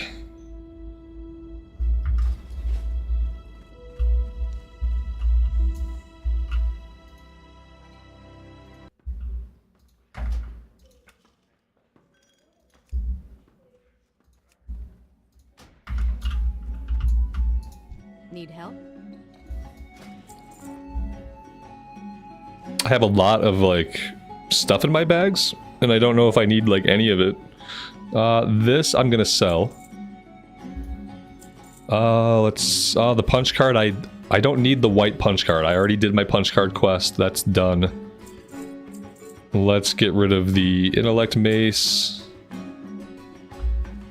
Oh, I have 2 of these. Okay, great. Perfect. I will sell one of them.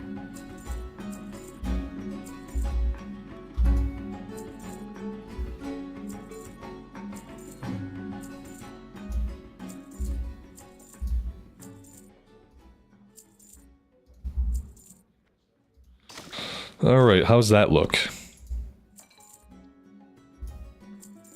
It still looks not very great. Still doesn't look good. Let's sell the leather.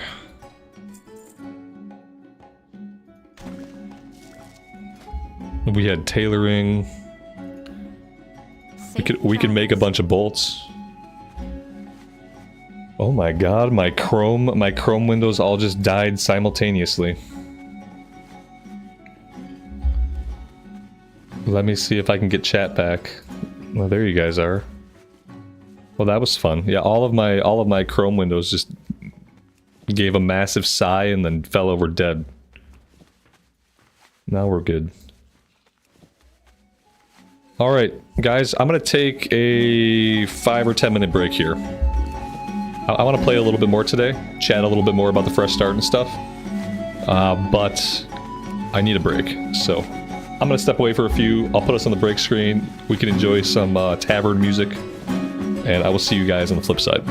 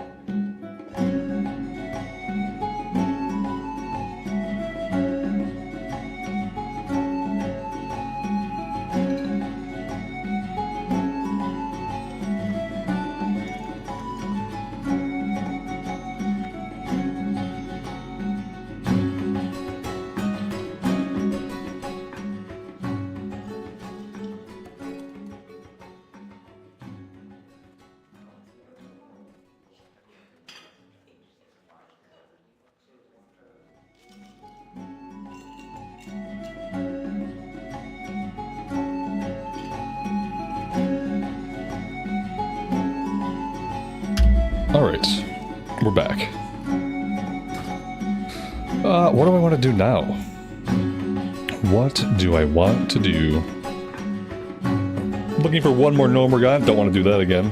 Scarlet Graveyard. Looking for more tank DPS. Like there's not a lot in Graveyard. Looking for more SM Cathedral. I would really... man, I would love to do, oh, this is Cath, yeah, Cathedral. It's getting posted in Graveyard and Library for whatever reason. I'd love to do a Library run. That would be cool. But there are... it doesn't seem to be any Library runs going out. Boost. If you want a boost, you can buy a boost. Let's see, leveling, as far as like questing, I'm not really sure where we were at on this character. Or like what we were doing. We can go ahead and drop that one. We have some stuff left to do in Duskwood. We had Elite Quest that we're probably not going to do over in Red Ridge.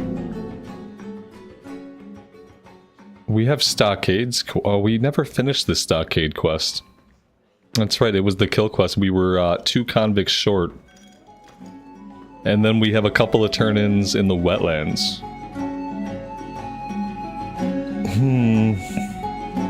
I wonder what the odds are that we try to, like, make a group for Library. And then, like, but then I would have to get the Scarlet Monastery Library, which could take me a while. It could take me a while. I guess we'd have to fly to South Shore, and then we'd have to make the run.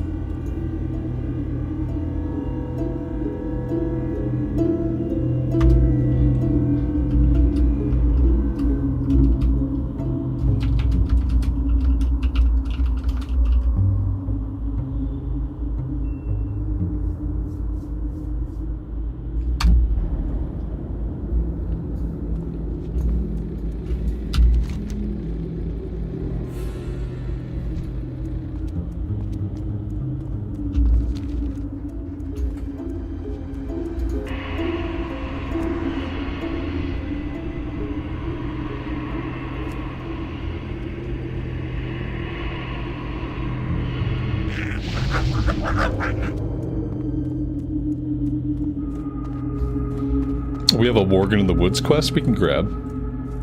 Level 31. King's honor, friend.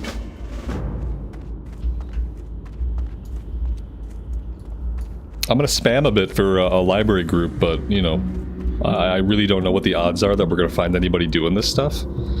especially 2 days before a fresh start server opens up, I feel like the number of people that are gonna be playing Classic Era today and trying to actually do content is probably gonna be like a small number of people.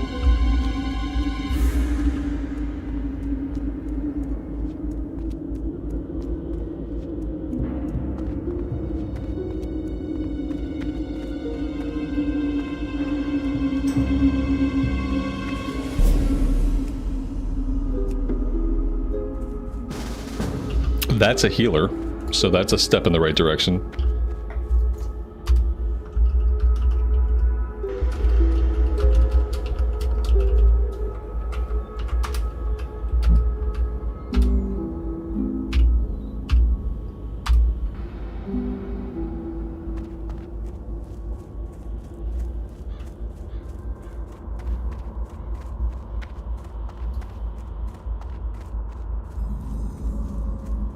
So I'll keep spamming for tank and DPS while we do this. And we'll see. I wouldn't mind doing a library run. That'd be a fun thing to do for the afternoon.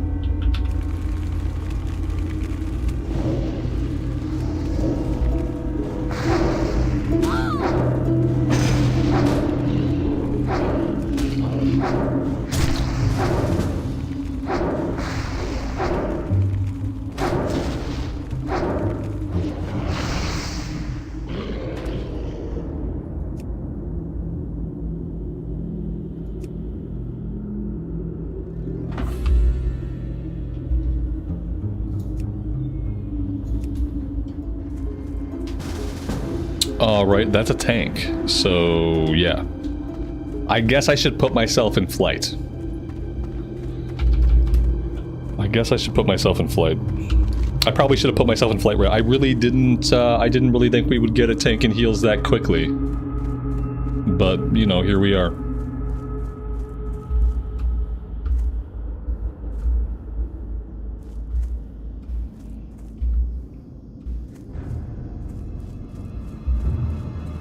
God, it's a paladin tank. I guess that's gonna be okay. A paladin tank's not bad at like a low level. If they have consecrate, especially, they have some AoE threat gen, so that's always good.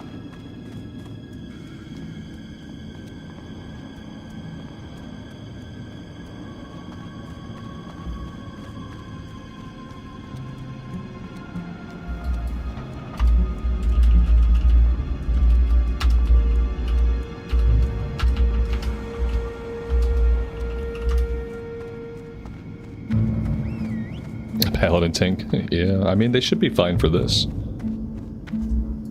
Hey there. That's an 8-minute flight. See you around. The only reason this is okay is because, like, if for whatever reason the run doesn't come together, we have a couple of quests we can do. I think there's like a Murloc kill quest, and there's the Turtle Bisque quest, so I'm gonna get on this flight. Just because, yeah, like, if we don't get to do the run, if it all falls apart, then it's okay.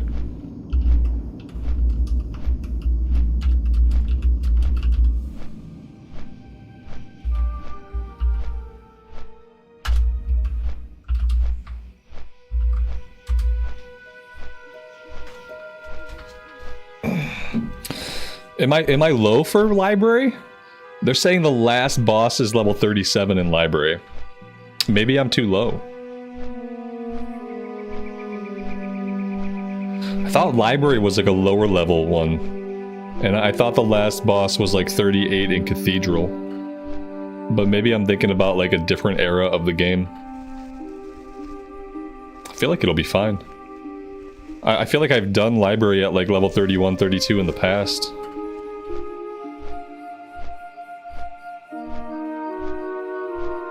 But maybe not. Well, there goes our tank. So yeah, maybe I am too low. I don't know. Let's check Atlas loot.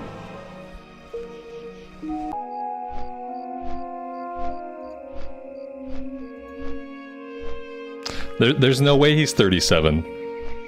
The loot is level 34.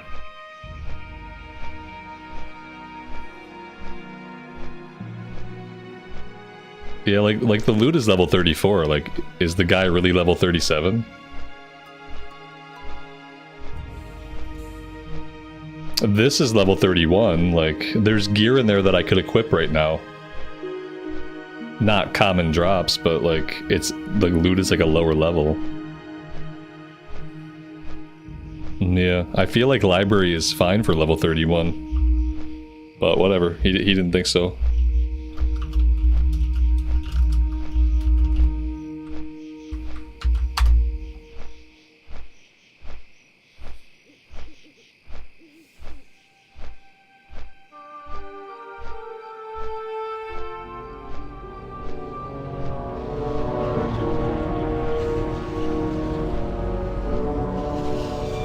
How Master's 34? Yeah, 34 would be okay. Obviously, like level 37, I'd probably miss a little bit. Or, well, he'd probably have a high resist chance. So that could suck.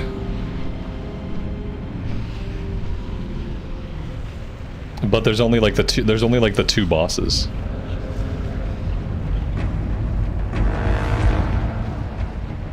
Yeah, it'd probably be fine.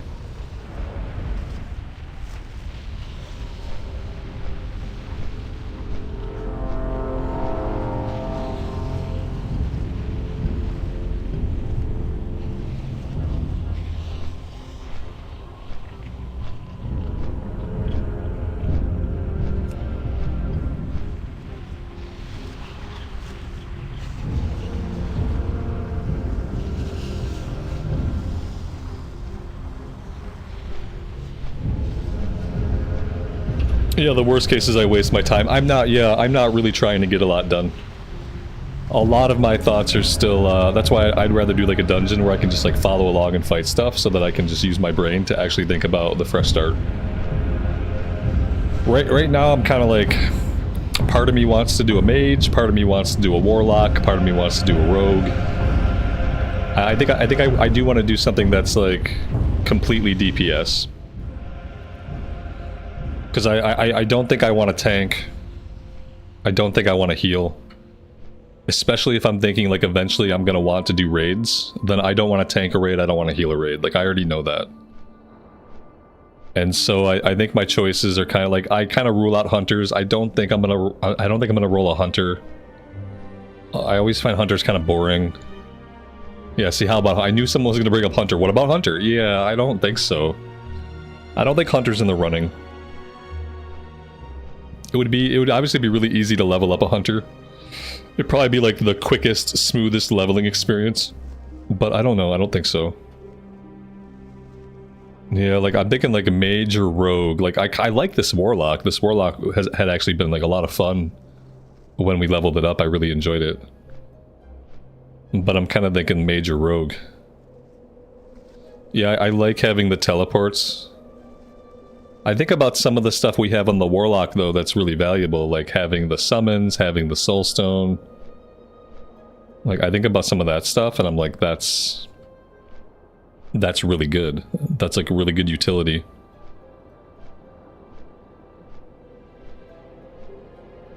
I feel like leveling speed would be faster on the warlock.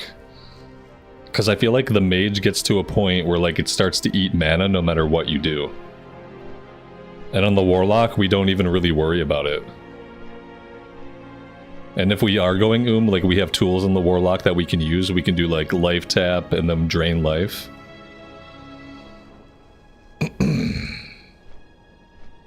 We're going on Horde side, I think. I think no matter what, I will go on Horde side. I would like to have a Blood Elf eventually, even if the Blood Elf is an alt. So and you know, we don't get to play a lot of Horde side. With just coming off of the Paladin run where we did like the full Alliance side playthrough, I think doing the Horde side would be a better idea than going again on the Alliance side. Yeah, the fresh servers are progression servers. Yes, they will eventually go into TBC. It looks like they're not going into TBC till like next autumn, next winter.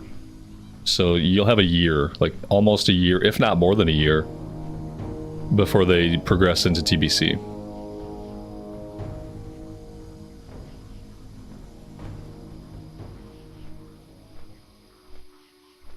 Here's my question, like, if I were to do Molten Core on a mage, I would have to be a Frost mage, right?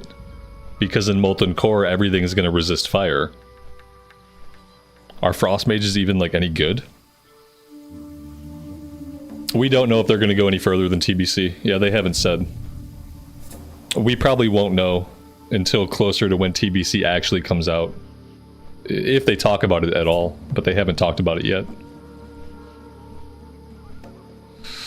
And then a part of me thinks, like, if I go on the rogue, like, I'm gonna have a lot of fun on the rogue.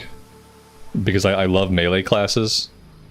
I love being able to get, like, a new weapon and have it, like, immediately affect how much DPS we're putting out. So part of me wants to... And I've also been, like... We were gonna do a rogue... I had a rogue run, like, lined up. And we started the rogue run on Whitemane. Before I decided that I couldn't keep getting stream sniped for the rest of my life. And so, like... Part of me just wants to do a rogue.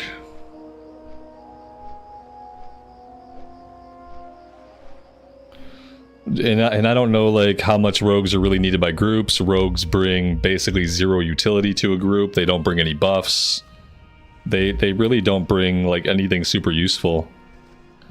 But I feel like I know I would have fun.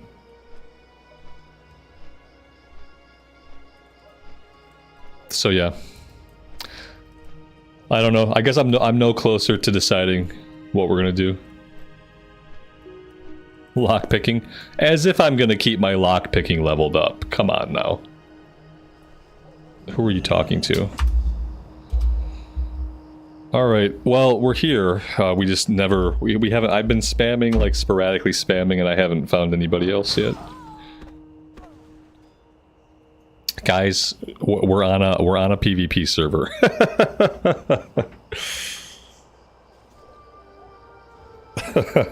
Oof. Oof, big oof. We are on a... Now somebody told me there was no Horde here. There's obviously Horde here. They're killing everybody, like, as they land. Let's come hide over this way.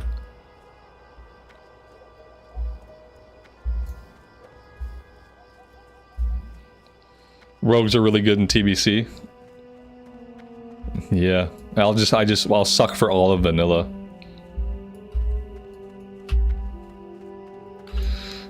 Let's see, what do I want to grab here? I don't think I want this one. I want the Murloc quest. And then the Turtle Bisque.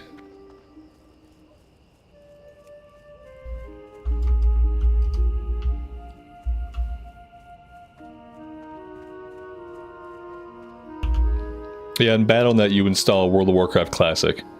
Make sure it just says Classic and it doesn't say Cataclysm Classic. If it says Cataclysm Classic, you've gone too far.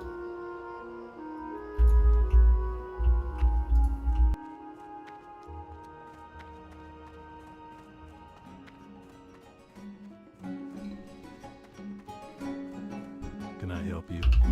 Maybe do the Warlock for the vanilla phase and do a Blood Elf Rogue when we can do Blood Elves. It's not a bad idea. For the Alliance. Let's see. We got DPS. We got a Priest. I don't really need a Priest. And then we have a Warrior. Level 31 Warrior or level 33 Priest. Oof. Oof. I might not take either of these people. I got two classes that should be tanking heals. They want a DPS. I'm already the low level guy, right? Like I don't think we need two level 31s. I'm already kind of occupying the low level spot. I don't think I take either of these guys. The priest is level 33, like that would be okay, but they're a priest. We already have a priest healer. Then we're gonna have a priest DPS, and we're gonna have a warlock. That's a lot of cloth. It's a lot of cloth wearers.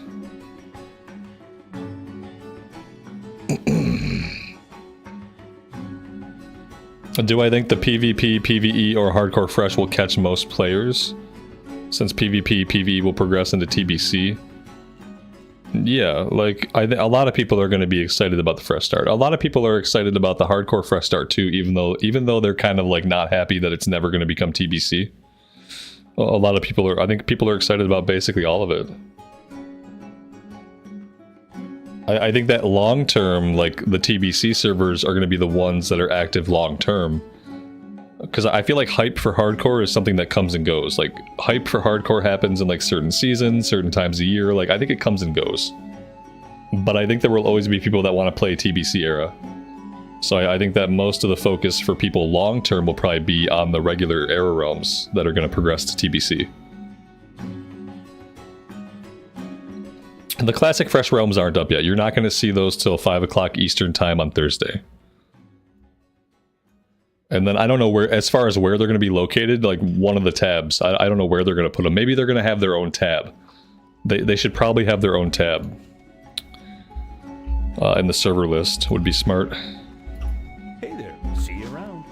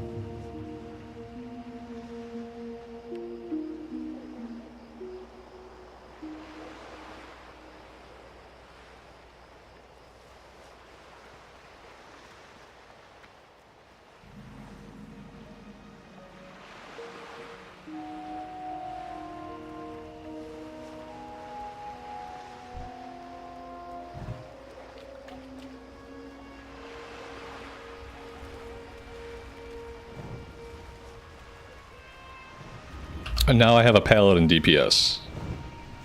Okay, I'll take the he's level 35. I'll take the paladin DPS. If I have to. It seems like in this case I have to. I'm gonna get my imp killed here by not paying attention to what I'm doing. Okay, the imp is dead. Oh no, he's not. I got aggro. Okay, perfect. So now we're just looking for tank.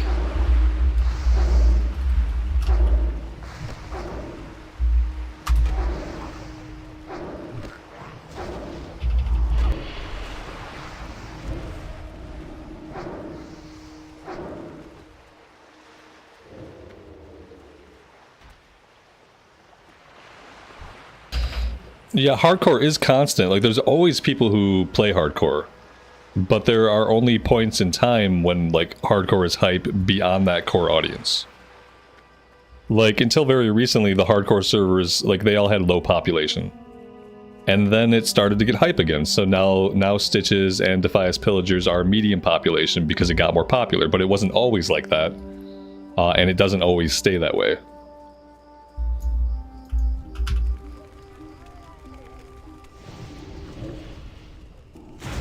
What's with all these level 31 warriors that think, like, this guy thinks he's gonna tank? Like, I don't think level 31's gonna work as a tank. Like, maybe it would, but I don't think so.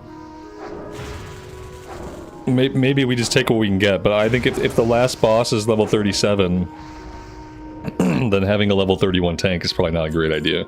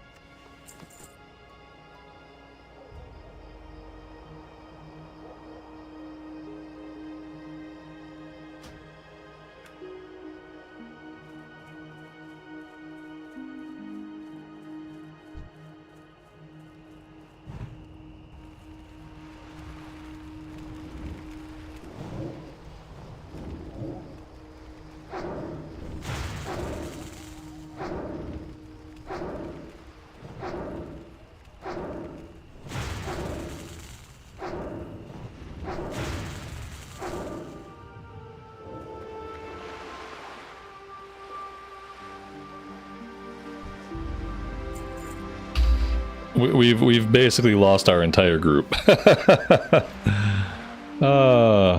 It was worth a shot. We tried. We tried to put a group together. I just don't know if it was meant to be. I think that the next dungeon we do will probably be during the fresh start. I think that's probably realistic at this point. The next dungeon we do will probably be during the fresh start.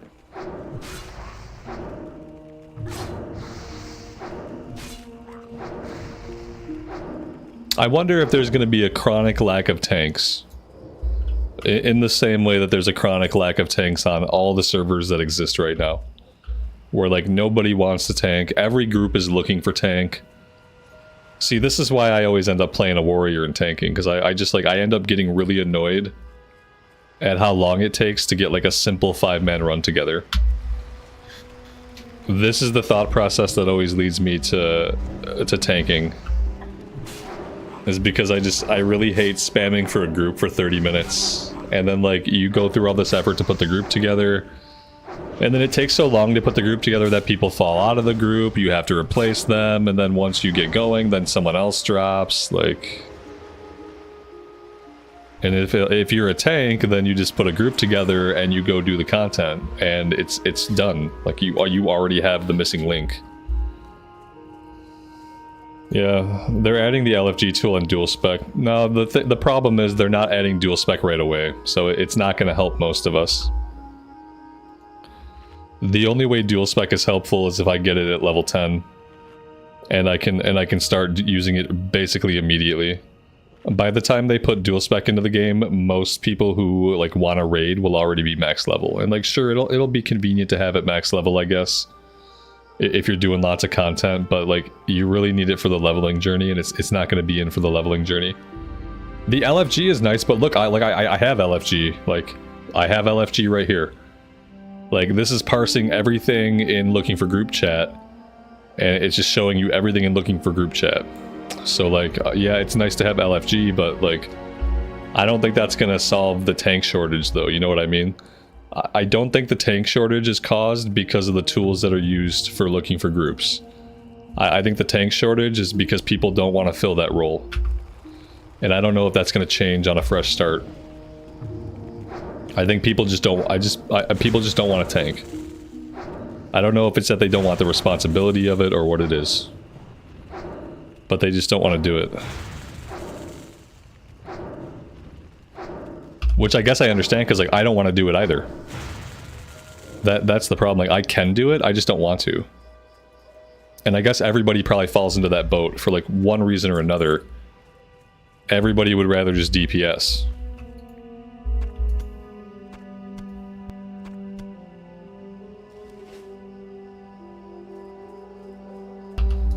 I mean, early on, you can tank on the Pally. Like, if you want to do, like, Dead Mines, or you want to do, like, Wailing Caverns, like, you can tank those on a Pally, and it would be okay. It's not going to be as good as a Warrior, but, like, you know, especially if you take Consecrate, and you have, like, some AoE threat gen, AoE threat gen in Classic is very valuable. Like, you know, like, the Warrior has Cleave, and that's basically it, besides spreading your Sunders around to multiple targets.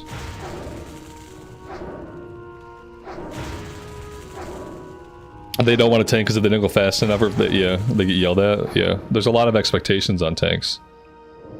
Kind of. There's a lot of perceived expectations. I go into runs and like if I don't know the route, I just tell people right away.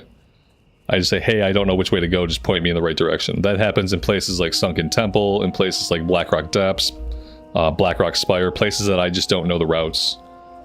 I would just post in party right away, like, I don't know the routes, point me in the right direction.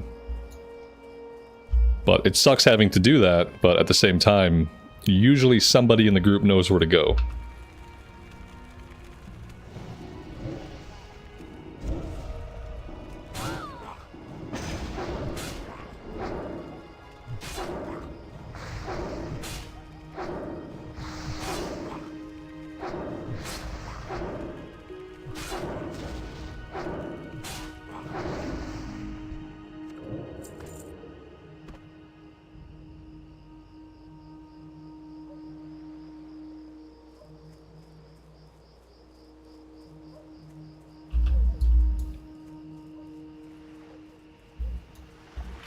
Yeah, we might see more tanks than we did in hardcore, but like, even here on Fire Maw, there's not a lot of tanks. Although it could be that all the tanks are just taking the next couple of days off before they re-roll on the fresh start. Could just be a bad day to try to put a run together. I wonder if we'll see the populations of realms like Fire Maw and realms like Whitemane dip into low.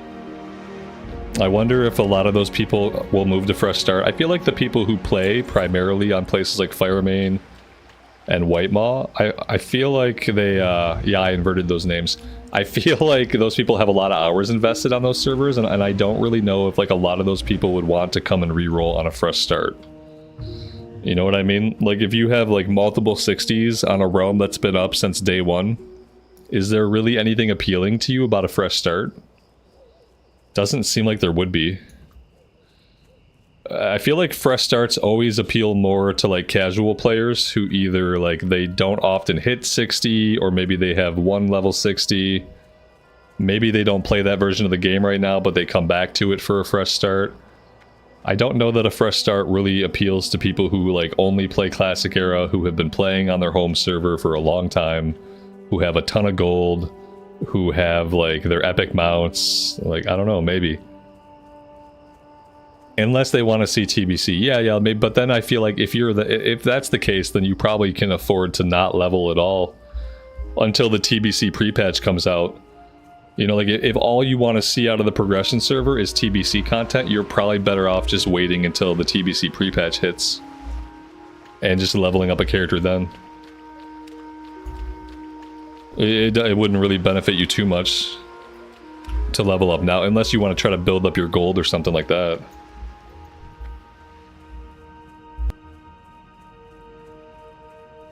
But then keep in mind that like a lot of people who play classic era, like they really only like to play classic era. I'm gonna watch the populations and see if they go down. Same thing with the hardcore servers. You know, like right now, Stitches and Defias Pillager, they're sitting at a medium population. But I bet as soon as the new hardcore servers open up, I'm sure those will fall off. Like the population will probably cease to exist.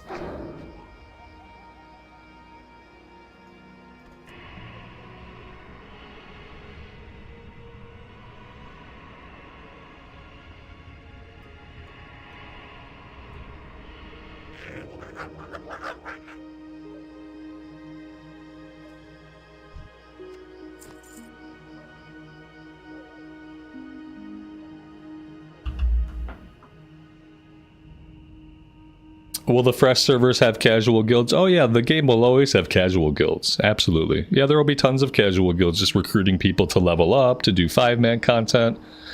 And like with the understanding that like a lot of people in casual guilds will never reach level 60. But yeah, those guilds will always exist. For sure.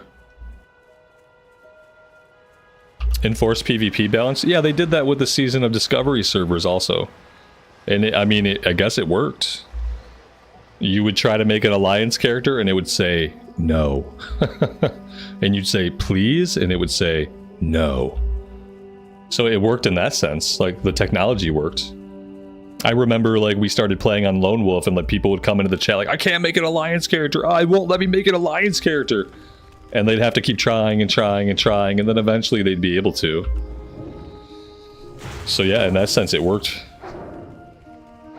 And I guess they're going to do the exact same thing with the PvP servers for this. So we'll see how it goes. Spoiler alert, more people want to play Alliance than Horde. And that's not going to change until Blood Elves are in the game. And then it might shift a little bit.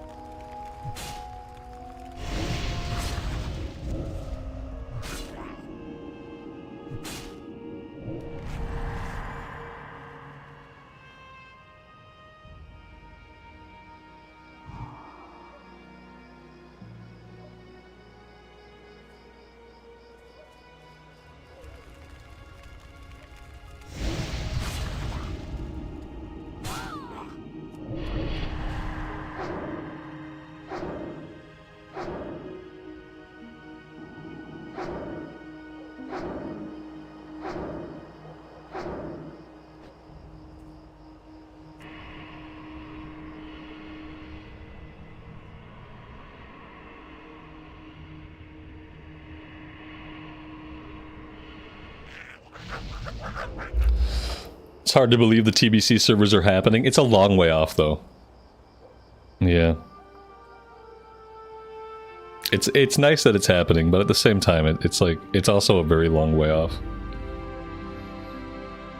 So yeah, now we have to survive for the next 11 months. Good luck, everybody. May the odds ever be in your favor. A year is crazy. Yeah, it's like, it's a long time to like wait for something. Like, I don't know. A part of me still really wishes they'd have started the server at TBC.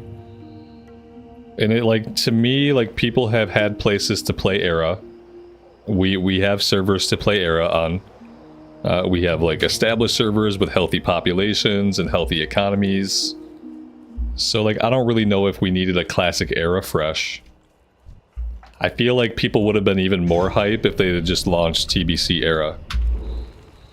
And, like, obviously people wanted TBC Hardcore, and they're never going to get TBC Hardcore, and I think it would have been a much bigger win for them just to release TBC Era and TBC Hardcore.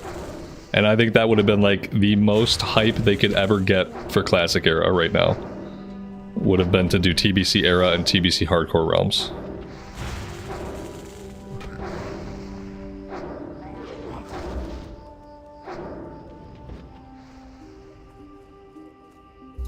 And then, you know, then they could have thought about, like, do we want to eventually go into Wrath of the Lich King? But that would have been, like, my wish. It's nice that it's happening eventually, but... yeah.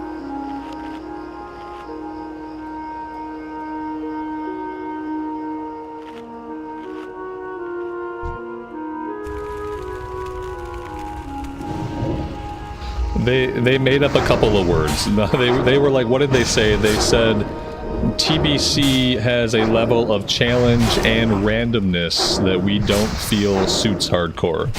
So they have become the arbiters of what suits hardcore and what doesn't suit hardcore, despite the fact that hardcore has always been a fan passion and a fan like thing. They are now the arbiters. They decide now what's best for you. And they decide that TBC has too much randomness and challenge.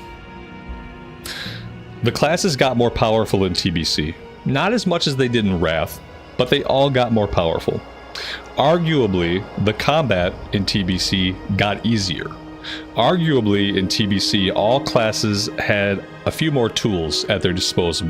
And arguably, the mobs, the elites are gone. There's no elites in the open world. They've all been made into non-elites. It's an easier argument to make that TBC is a less challenging, less random game than vanilla. But those were the words that they chose. The ambiguous, meaningless words. Randomness and challenge, as for their reason why they did not want to do TBC Hardcore Classic.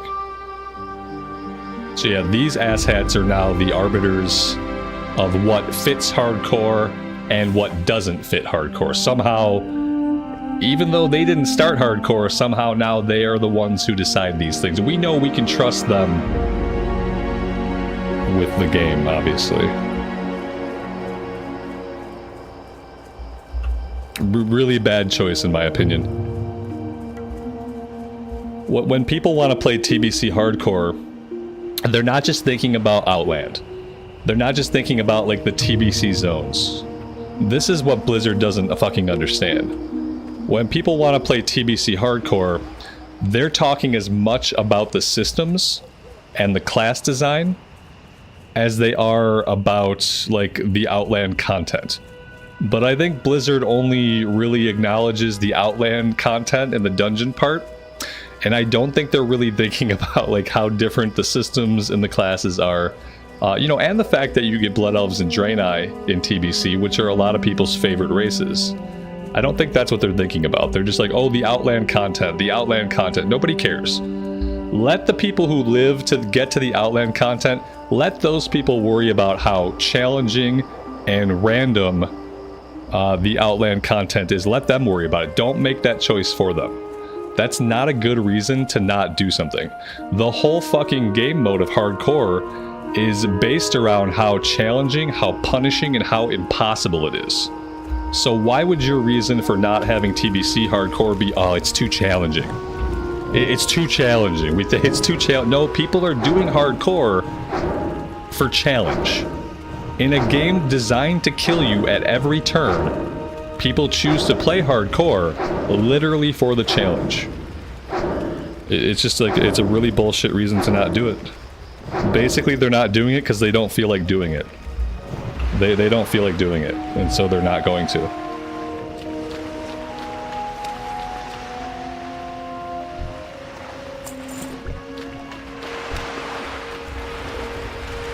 And that's my rant about that.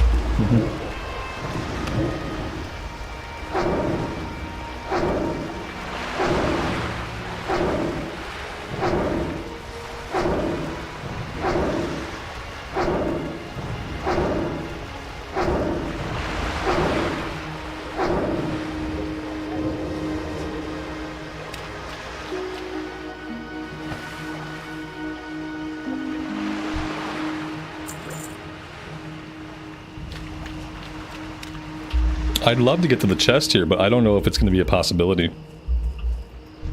The Tide Hunter is ranged, the Oracle is ranged. I think they're going to pull together. I don't think I can get to the chest. I could probably get myself killed trying.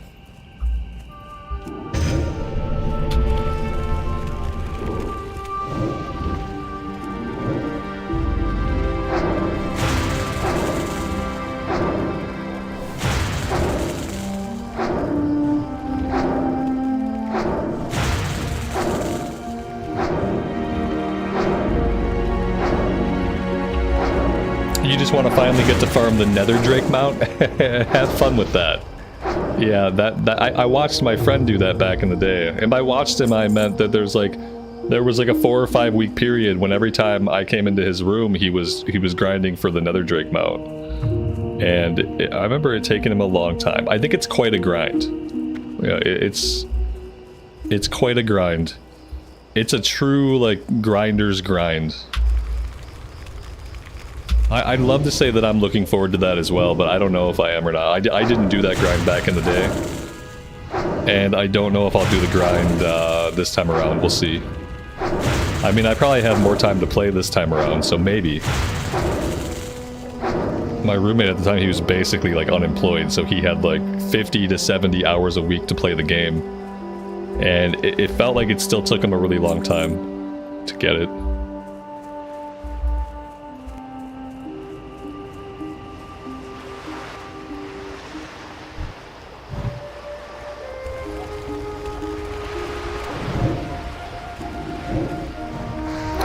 Does it take a long time just because it's daily quest and like there's only so much you can do each day? Is that why it just takes like weeks and weeks and weeks to get done?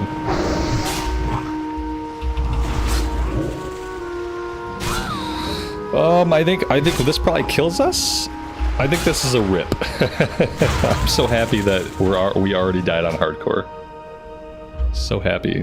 Our character's not feeling as strong against these guys. These guys are kind of wailing on us a little bit. We might be approaching the end of the imp's usefulness as a leveling companion. Go again! Yeah, no, I'm not. I don't have to go again, because look, I already did that. I already died.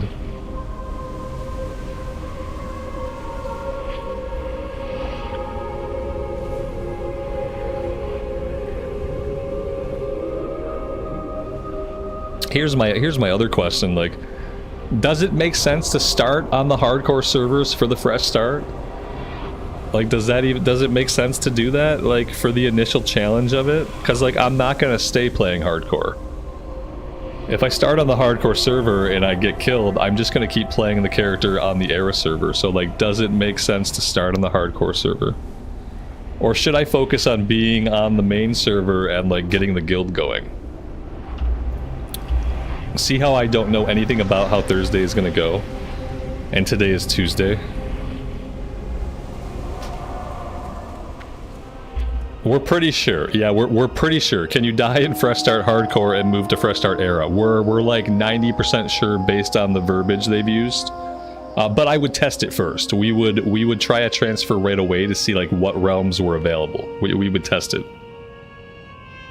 But part of me thinks like, if I want to get the guild going, I shouldn't do that. You know what I mean? If people are really interested and like we get some people, or even if I just want to be in a guild at all, let's say I don't start a guild. Let's say no one cares, there's not a lot of interest, and I don't start a guild. Then I should get into a leveling guild. You know?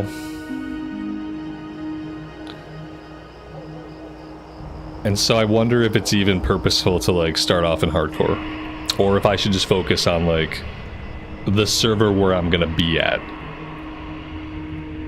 We would never go to a PvP server. Yeah, we know that. Yeah. No. When I talk about going over to the Era server, it's gonna be PvE. As a streamer, I can't play on PvP servers because as a streamer, I get stream sniped constantly. Found that out on Whitemane. So yeah, so I can't play on PvP servers anyway. Unfortunately, it was a lot of fun. We played a little bit on Whitemane. I had a blast, but ultimately, it's not viable. We don't know. We looked at a couple posts though, and so we're pretty sure. Yeah, we're pretty sure that yes. But yeah, but part of me thinks I don't bother with it. If I want to be in a guild or get a guild together, then part of me thinks I should just focus on the server where that guild's gonna exist. Because like, what if I get to like level 50 in hardcore, and that's 200 hours where we haven't put a guild together. So like, what's the point of that? You know? That's kind of what I'm thinking about. I'm thinking about all the time I could be playing with people like in a guild that I'm not because I'm on hardcore trying not to die.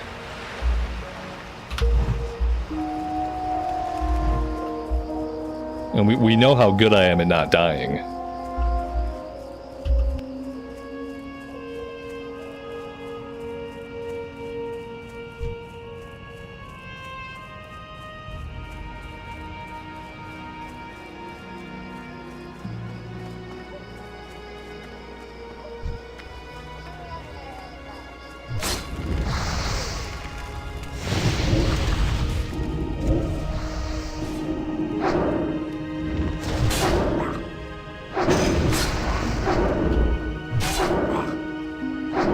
Dan, good afternoon to you. It has been a while. Thanks for stopping by, man. I appreciate that.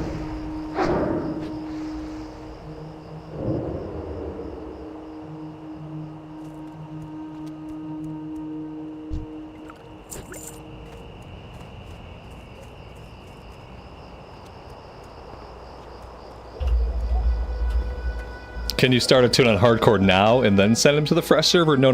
There's going to be a fresh hardcore server, and we're assuming that if you die on the fresh hardcore, you can go over to the fresh era.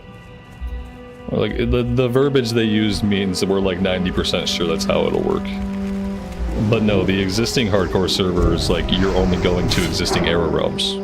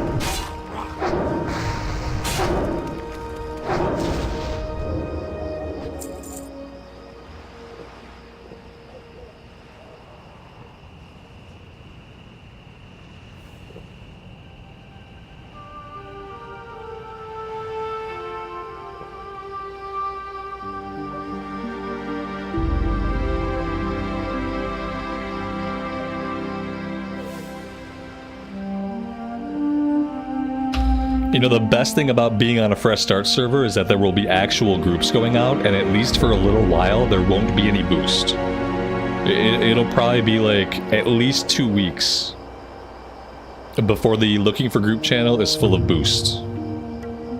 That's gonna be like the one good thing, is like, yeah, like the existing era servers are highly populated. That's true, but all you really see for groups is like you have boosts, and then you have GDKP.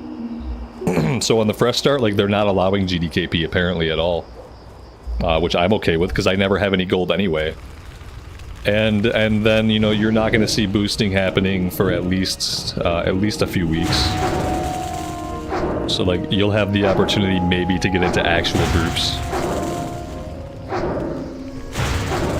Yeah, GDKP is banned. Yeah. Like, I don't have a problem with GDKP. It's been a part of the game forever. But obviously, it does incentivize people to buy gold. Not that everyone does that. Like, I don't think that everyone that's in a GDKP has bought gold. But it definitely increases the demand for gold in Classic Era, where, like, normally that demand would not necessarily exist. Because, like, what do you need to buy in Classic Era? You gotta buy your mounts, you gotta train your mount speeds, maybe you buy some gear on the auction house, like, maybe you spend some money on professions. But, you know, when you're buying pieces of raid loot, the amount of gold you need goes up dramatically. And so obviously you can become incentivized to purchase gold. So you could say, like, maybe there will be less bots because maybe gold selling will be less profitable.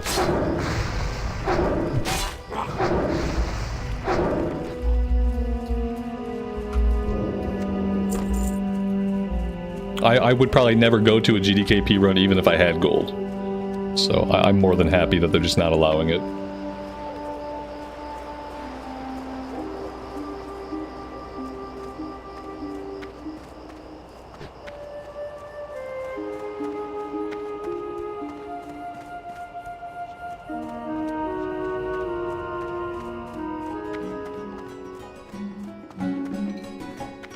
Greetings.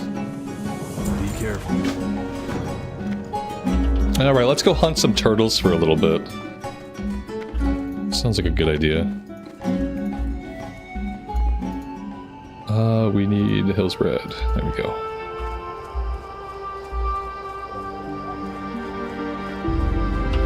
Why is US down and EU isn't? Just because maintenance days. It's just a maintenance day. It's a Tuesday.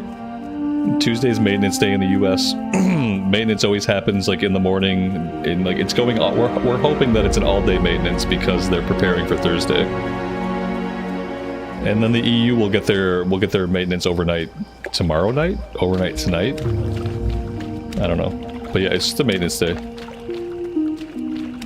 Yeah, one could hope they're getting ready for the launch.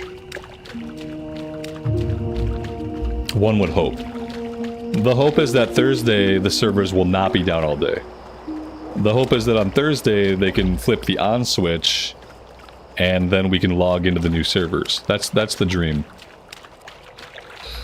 Whether or not that's the case, and I think the US servers might be up now. I think somebody told me a while ago that they came back up. So they might actually be up now. They weren't slated to come back up until 6 p.m. Eastern time, but you know, maybe they finished early. I don't know. EU maintenance is tonight. Yeah, overnight tonight. Which is why I'm probably going to end up playing on EU realms. If I play on EU realms, I avoid all maintenance. I will never be inconvenienced by a maintenance. We're on a PvP realm. I'm not gonna attack this guy. This dude is fishing. He's just fishing. He's chilling. Like, I'm gonna be chill. But we're gonna keep an eye on him. Like, just in case he wants to throw down. It looks like he just wants to keep fishing, so we're good.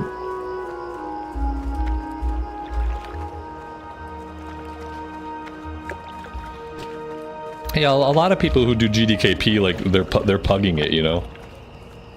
Like, they're just doing pugs. A lot of it, it's like maybe they don't have a guild, maybe they don't, like, maybe they've never found a guild that they fit well in.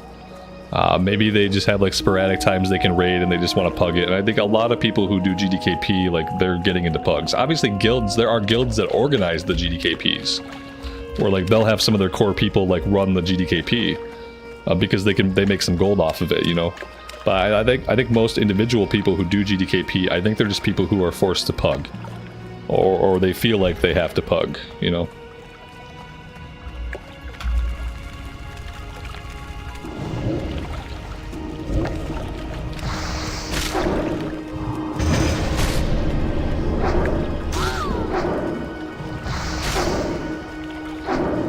And what sucks, what the crappy thing about it is, like, once the player base gets to a point where there's a bunch of GDKP, like, you don't have a lot, as a pug, you don't have a lot of other options. Like, you don't see a lot of pugs going out on these servers that are not GDKP. So it gets to a point that where, like, if you want to pug a raid, 90% of the time it's going to have to be a GDKP run, because that's what everybody is hosting. Why, as like a group of like people, why host a normal need over greed run when you can host a GDKP and make some gold? So that's the other negative thing, is like eventually people really don't have a choice. If you are a person who has to pug, you end up having to pug these GDKP runs. Now you ban GDKP and look at that, problem solved. But then you could say it's possible that banning GDKP means that after a while, less pugs will go out. Because then they're like, you lose some of the incentive for geared people to organize pugs. Because the incentive before was like, well, we can make some gold off of this run. Now there's no incentive, so now you could say maybe less pugs go out overall. It's like a double-edged sword. I feel like overall it's good to not have GDKP, but there are some negative side effects of not having it.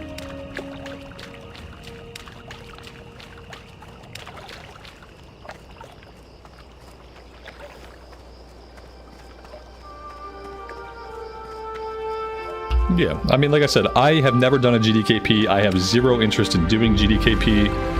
It's not for me. But, like, that doesn't mean for me that I think it's necessarily bad. I think it has, like, pros and cons like anything else does. I think in this case, the potential cons, like, outweigh the benefits. So I think it's better to not have it. It's better to at least have a place where it doesn't exist. Like, GDKP will always exist on servers like Firemall, it'll always exist on servers like Whitemane, so having a place where there are no GDKP runs, like, that's good. There needs to be a place where it doesn't exist. But I don't believe that place should be everywhere. Like, there should be places where it can be.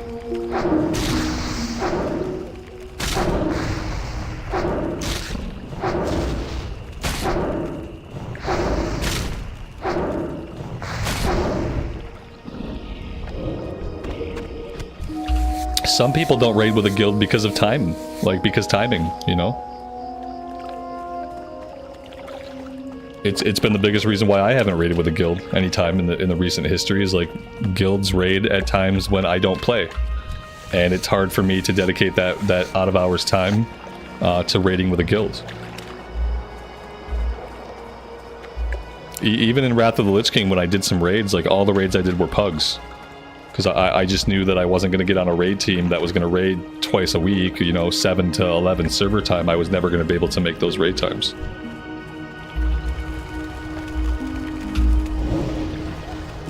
Or maybe it's somebody like, oh, I know I can raid this week, but I can't raid for the next 2 weeks. And then maybe I can raid for a few weeks after that, but then I know I have to take time off again. Like, a lot of people who pug just have, like, weird constrictions on their free time. Their free time is not guaranteed.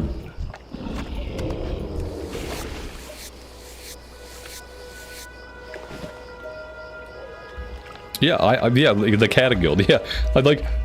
So I have this Cataclysm Guild that's like, it's not really my guild because I don't do anything with it and I can't raid with those guys. But yeah, like, there's a Cataclysm Guild. And, you know, like, I can't really raid with the guild because I can't be on at that time of day. And more to the point, I don't really want to be on at that time of day, but that's the times of day that they raid, and so I don't get to raid with them. That's just it.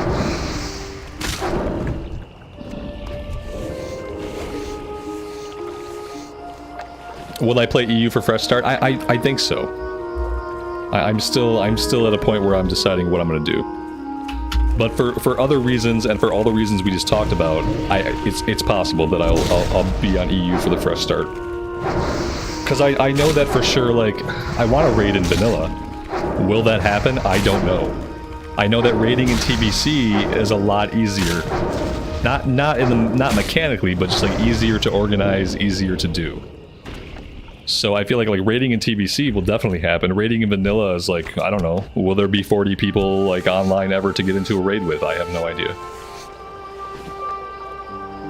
Yeah, I should make a guild. What? You know, like I said, I have guilds. I have a Cataclysm guild that I don't play Cataclysm anymore. It depends. I want to make a guild, but it depends on how many people are actually interested. You know, a guild with like 20 people in it is kind of useless because inevitably we're gonna need like, at least 40 people to do a raid. So like, I would like to do a guild, but only if it's gonna have a lot of active people. And so I don't know. Like, if we have a lot of people that are interested, then yeah. If we don't have a lot of people that are actually interested, then I would rather just find a guild to join.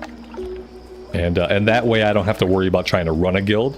I don't have to worry about trying to organize things. Because running a guild and organizing things are two things that I am very bad at, and that I don't really enjoy doing. I don't really have like a guild leader mentality. I don't really have a guild leader mentality.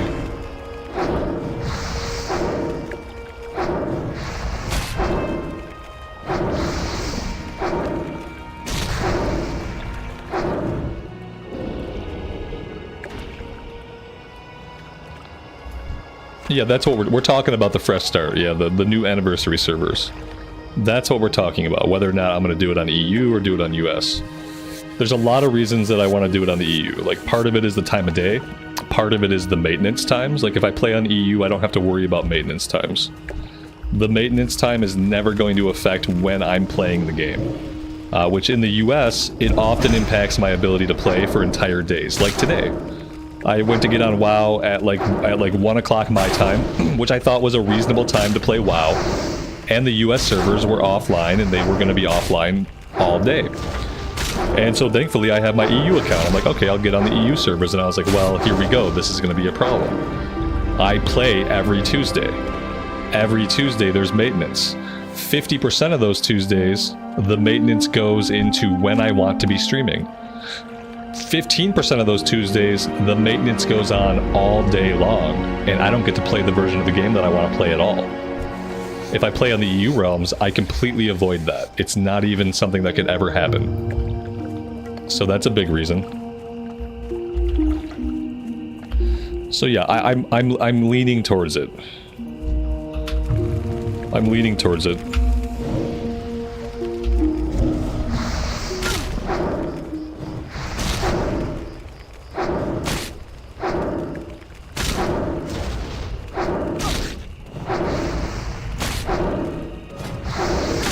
And then obviously, like, for me right now, it's 4 o'clock in the afternoon, and then on the server time, it's 10 o'clock. So, you know, the benefit of playing, like, when more people are going to be active. Like, I want to raid, and when I'm raiding, for me, I want it to be the middle of the day. I want it to be my the normal time that I play. I don't want to have to get on at, like, 7 o'clock p.m. my time or 8 p.m. my time to raid. And if I'm on the US side of things, like, that's what I would have to do. It's one of the biggest reasons why I haven't raided a lot, is because I don't play at those times of day. I don't like to be online at those times of day. Because usually I've already played for 4 or 5 hours during the day. And so that's the other, like, major benefit of the EU realms. Is that, you know, the raid can start at, like, noon my time, or 1 o'clock my time, and that would be perfect for me.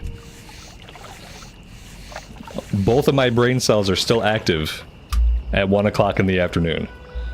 By 7 p.m. my time, one of my 2 brain cells is completely dead. And the other one is just, like, sporadically bouncing around off my hollow skull. That's just how it is.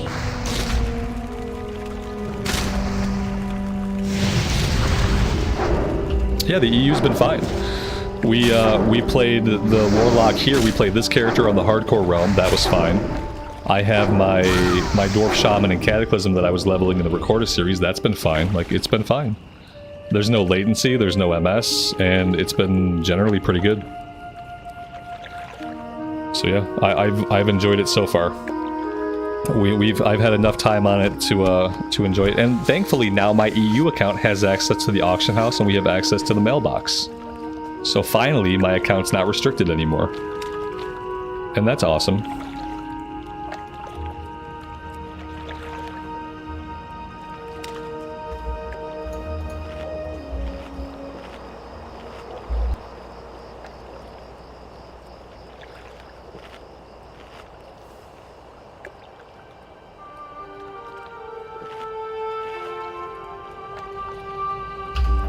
I was hoping to come out of today with like the full picture of what Fresh Start was going to look like for me, but I don't think I'm there yet.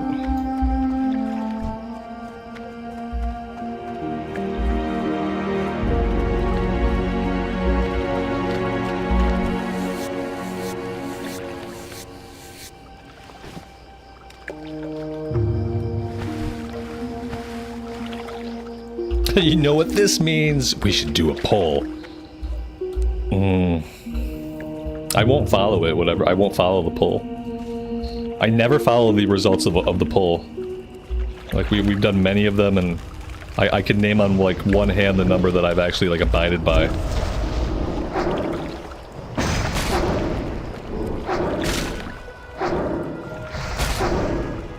Consider if the EU people's brains are all tired and slow, this being their 7 p.m. Yeah, that's fine. If I'm the most mentally alert person in the raid, like, that's what I have to be on the same level as everybody else. Like, they're tired. If I'm the most mentally alert I can be, then we'll be about even. You know what I mean? But if they're tired and I'm tired, like, I'm way down here, and most people are still, like, at a decent energy level to, like, get through a raid. Trust me, the last time I raided a lot at night was back at the beginning of BFA, and our raid time was like 8 to 11, and most nights by like 10 o'clock I would literally be falling asleep at my keyboard. Like, I'm not exaggerating. It's not like I was just getting really tired at my keyboard. I would be falling asleep sitting up, and then my friend, the raid leader, his voice would come on comms, and I would like wake back up. It was very disconcerting. And I don't want to go back to raiding like that. I just couldn't stay awake. I was just like done. At that point in time, trying to be at my computer for more hours and trying to engage for like more hours, I couldn't do it. And so that's where I'm at that time. And I feel like a lot of people who are used to playing in the game at that time, and that's like the only time they play the game, I think a lot of those people are like a little bit better at like having the energy they need to you know, to rub their brain cells together at that time.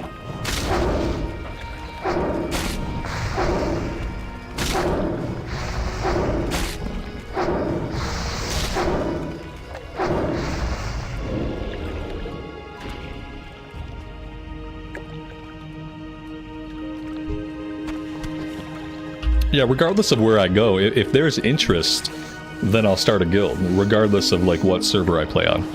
But only if we have a lot of people that are really interested. Because if we're gonna have a guild, I want it to be able to raid, I want it to be able to do dungeons. I don't just want to have a guild that after like a month I look at the guild list and I see like who's actively playing, and then we only have like 10 active players and nobody else has signed in for the last 2 months.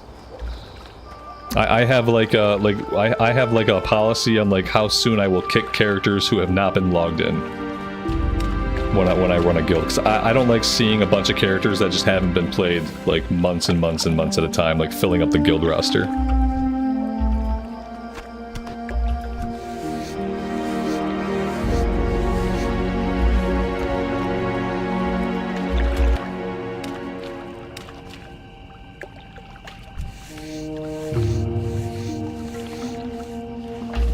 It's either going to be US East or it's going to be EU. Right now, it looks like it's going to be EU. I don't know. This is my life. I just don't know. Welcome to it. EU is going to work better for me. Like, that's the reality of it. Like, for my schedule, like, EU is going to work better. Especially when we get to a point where I'm raiding. So, I don't know. Originally, I thought I would just go on the US. But the more I think about like wanting to raid, the more I realize like no matter what I do, I'm never gonna want to raid at night.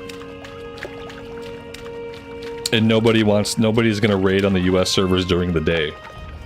I'm not gonna find 40 people who want to raid at like 1 o'clock in the afternoon on a Tuesday. And if I do find those 40 people, I don't know. Like, who are they? Who are they, and what are their lives like? Who wants to raid at 1 o'clock in the afternoon on a Tuesday? So if I did find those people in the US, I'd be slightly worried. But I think the reality of it is I would never find that. I would never find that raid group. It probably exists. There probably is a raid group that goes out in the middle of the afternoon, like in the US. but I doubt I would ever find it.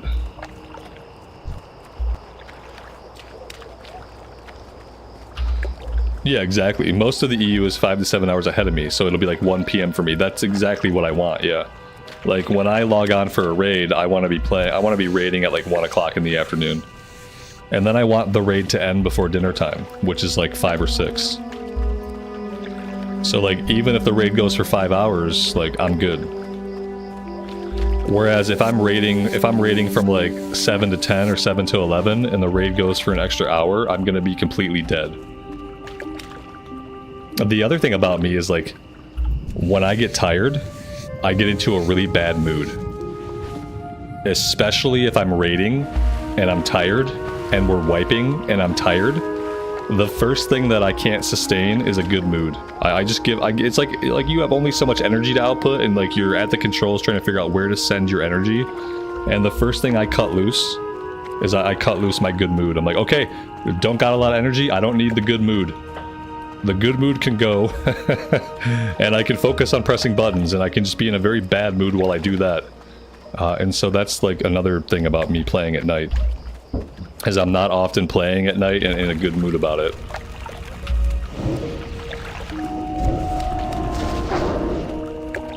Why did I stop playing Turtle WoW? It's a little bit too buggy. I'm waiting for the 2.0. Whenever Turtle WoW gets their 2.0, they move on to Unreal Engine and they smooth things out a bit. I'd love to go back and see more, but it was a little bit too janky for me.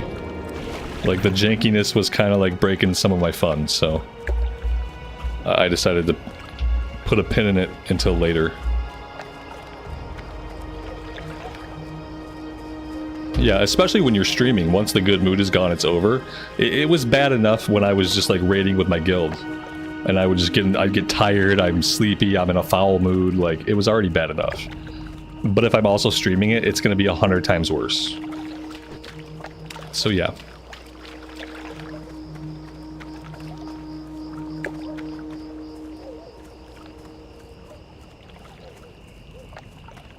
Either way, no matter what I do, I know that some people are going to be happy with it, and I know that some people are going to be unhappy with it. There's no way that I'm going to make everybody happy. It's one of the shitty things about this. Honestly, it's one of the only shitty things about doing this. Is that, like, no matter what I do, 50% of you are going to be unhappy, and 50% of you are going to be happy. Because I think my audience is, like, pretty split between the EU and the US. So there's nothing I can do. I guess, like, ultimately I have to make the best choice I can for myself. And then I just have to, like, stand by that. Because there's no way I can please everyone.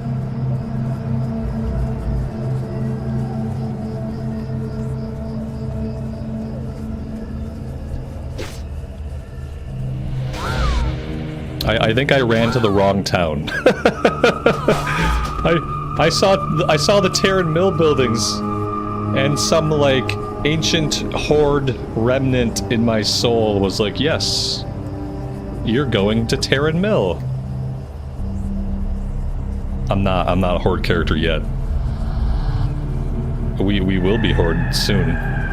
But I'm actually not a Horde character yet. I don't know if you guys knew that or not. My thoughts are obviously not exactly on what I'm doing 100%.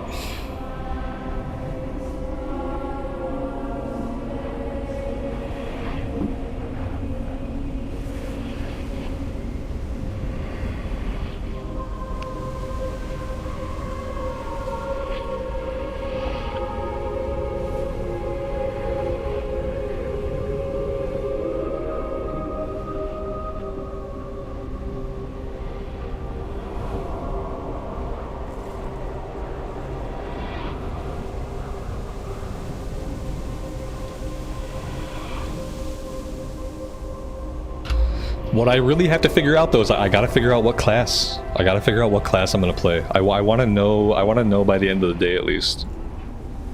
Like, and I have to just like decide what I'm gonna do and then just like not think about it anymore. I think that's the real trick. Like deciding what I'm gonna do and then not thinking about it anymore after that. I should do a poll. we gotta go Horde side. I think I gotta go Horde side because like I want to play a Blood Elf eventually.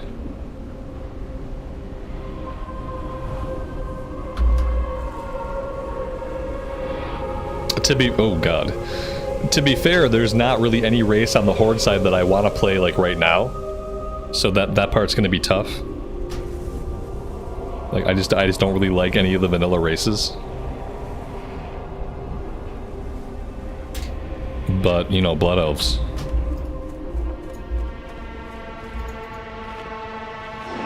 This is a bad spot to try to really like do anything.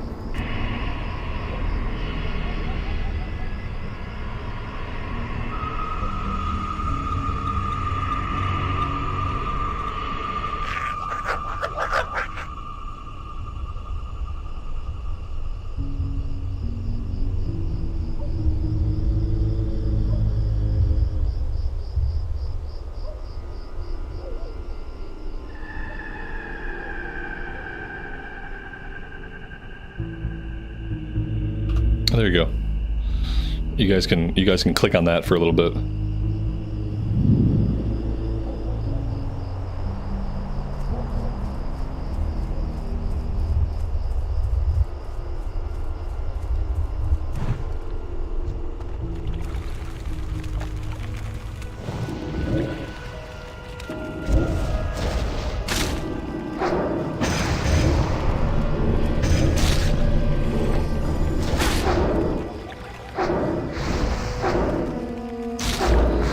I think if I went with a rogue or a warrior, I'd probably go with a female orc.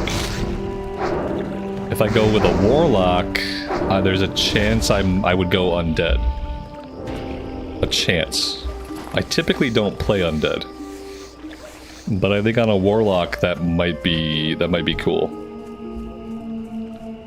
Yeah, we have to wait for blood elves, exactly. That's part of the problem.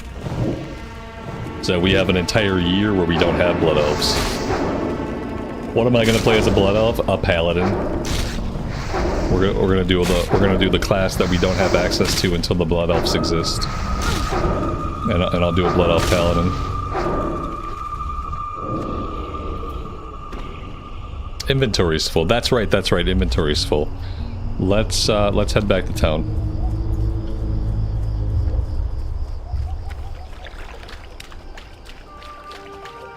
And then, like, I don't know what my main is, you know, like, at that point.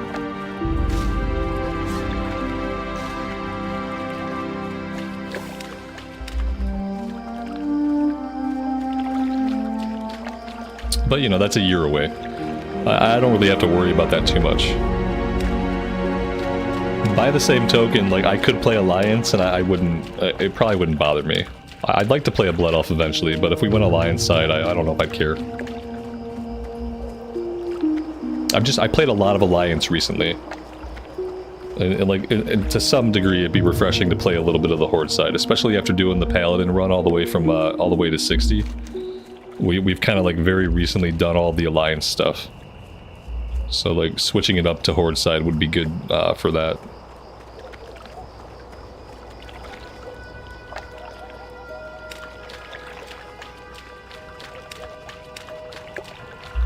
You guys are, you're pretty split between the warrior and the rogue.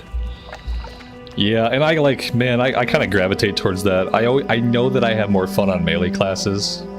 I just know that melee classes are not always the most desirable. I know on the warrior, I'm gonna be pulled into like tank stuff, and I don't want to be a raid tank like ever. I don't think I have any interest in being a raid tank. I enjoy tanking 5-man stuff, like 5-man stuff is fun, but then I get kind of like pigeonholed as a tank, and then I never have any DPS gear, and then my only option for raids is to tank, which I don't want to do. So like, maybe I go rogue, and then like tanking is off the table. Well, that's what I'm thinking about as well. I'm trying to think about like professions. I could do a warrior, take blacksmithing, and then that'll help the paladin when I start. Yeah, that's a fair point. I was also trying to think about like what professions I'd want to do. I feel like alchemy is like the easy answer. Because like, oh damn, the shadowy assassins. These guys never show up when you need them. Like, they never show up when you need them. Like, I'd rather not die, but... No, come back and help! Oh, you killed the one guy, but you didn't want to help with the other guy. Okay, I see how it is. I see how it is. There we go.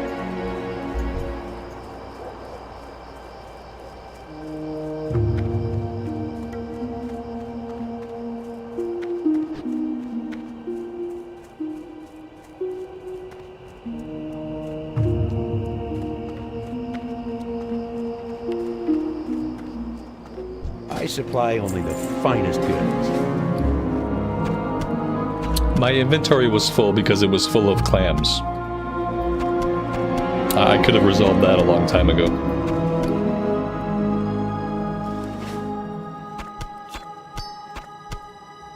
Good day to you.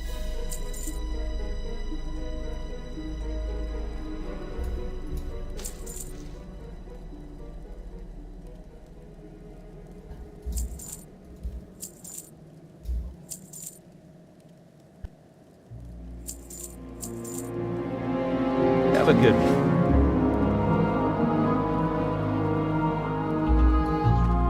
We need to have a talk about the clams.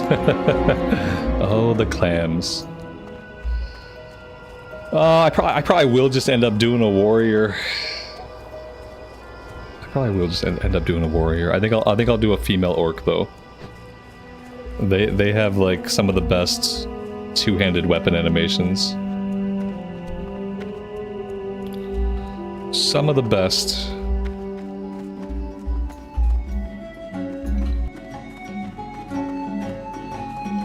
You need something? Safe travels.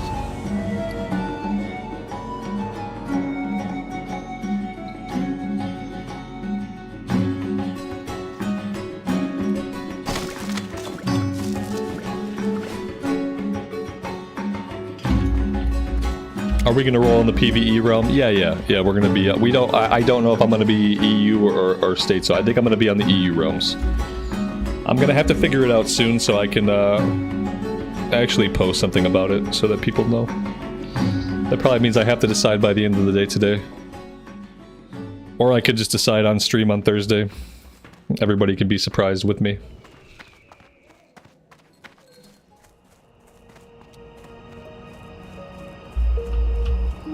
Making these kinds of choices shouldn't be this difficult, but I obviously make it harder for myself than it has to be. Let's get a repair. See you around. And I think we're going after some more murlocs. We need murloc heads now.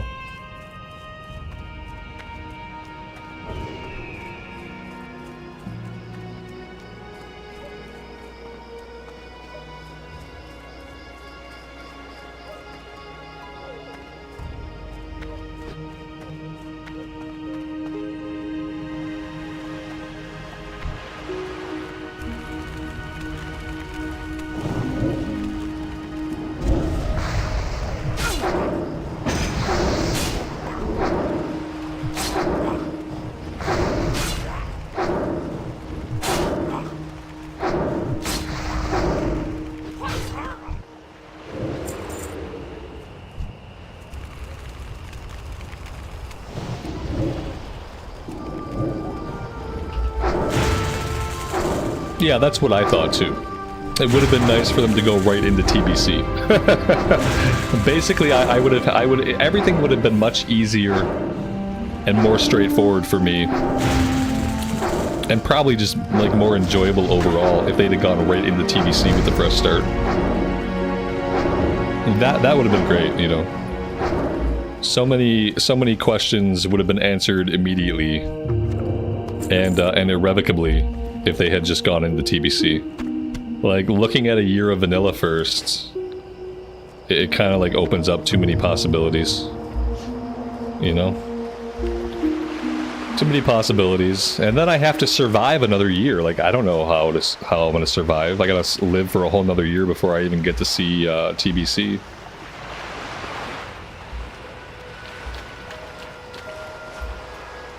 That's a long ways off.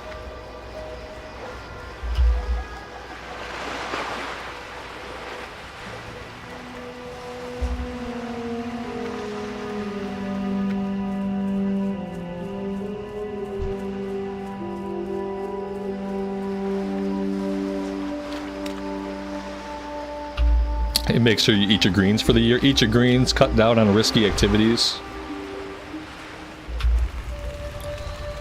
And cross your fingers. Hope for the best. That's about all you can do.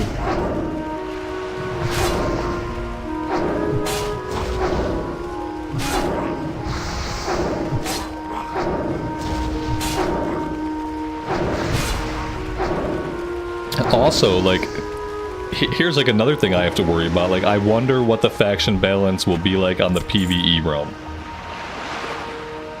I wonder what the faction balance will be like on the PvE realm. If it's only one realm, you would think that it would be split pretty evenly. But here's how it will be split. Here, let's close this.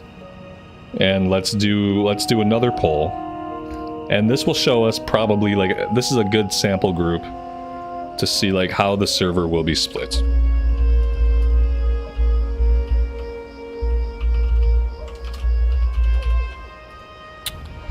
There we go. Go ahead and click on that.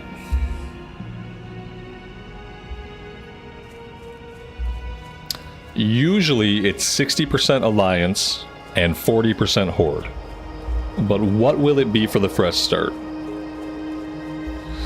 Because that's another consideration. What if nobody plays Horde side? What if nobody really wants to play Horde side? Then you roll Horde side, and eventually you look around and there's nobody around. Because everybody's playing Alliance.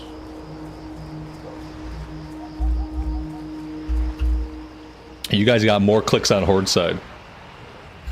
Keep it up.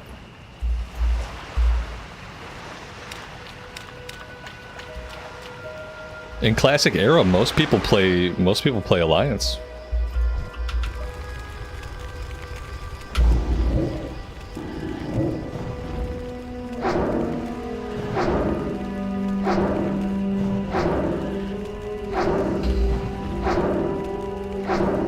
If they went right into TBC, they wouldn't be able to milk us for our subscriptions for as long as possible. That's true. Yeah, that's a good point. Yeah, if they went into TBC, that'd be like 1 year of subs that they would be shorting themselves. Absolutely.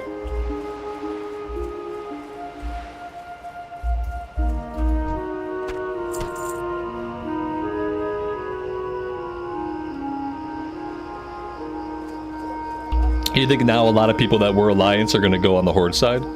Like, knowing that eventually we'll get TBC, or just like it's a fresh start and they've been playing Alliance forever and now they're going to try their luck on the Horde side? That's possible, yeah, I guess so. Especially because like there are people that only play one faction or the other, and like they don't even really see the content from the other faction. So there's a lot of people that like switching factions like shows them like a bunch of new zones, a bunch of new quests, like stuff they've never seen in the game before.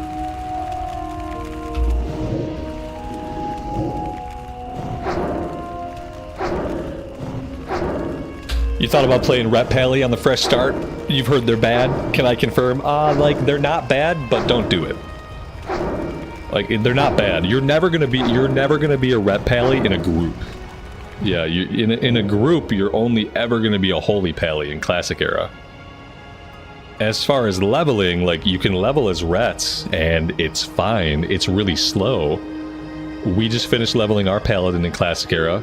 It took me 240 hours, 220 hours to level up. Now, some of that was like PvP related time. Some of it was profession. Some of it was my own inability to focus and my own like sporadicness. But yeah, Paladin is really slow. Not just bad, terrible. They're not terrible, okay? They are the worst DPS in the game though. But they have a lot of other tools. You know, you have a lot of survivability, you have heals, you have bubbles, you have a res, like you have a lot of survivability, you have very useful buffs. But yeah, as a paladin, you are gonna, it is basically the worst class to level up. There you go. It's basically the worst class to try to level up. Especially once you get into the 40s and 50s, it's gonna be a slow grind. It's gonna be slow. They have cool looking mounts. I mean, to the extent that any classic mounts look that cool, I guess. I mean, it's a horse with glowy eyes. It's okay, I guess. It seems fine. Yeah, they're functionally immortal but slow. Yeah, that's a good way of explaining it. It's much more appealing in hardcore because all that survivability actually counts for a lot. Tex, good afternoon, man. Welcome to the stream. Thanks for stopping by. And yeah, you're never gonna get into a group as a Rep Pally. Like, no one's gonna invite you for Rep Pally DPS. Especially as you get higher in level. Like, you might get invited to Dead Mines, you know? You might even get invited to like a BFD. But by the time you're doing Scarlet Monastery, no one's gonna invite you. It's just the way that it is. Yeah, they're great healers. Like, if you want to keep a heal set on you, and you want to keep some cloth intellect gear on you, people will happily let you heal. So, like, you'll always have a place as a healer. You're just not going to have a place as a DPS.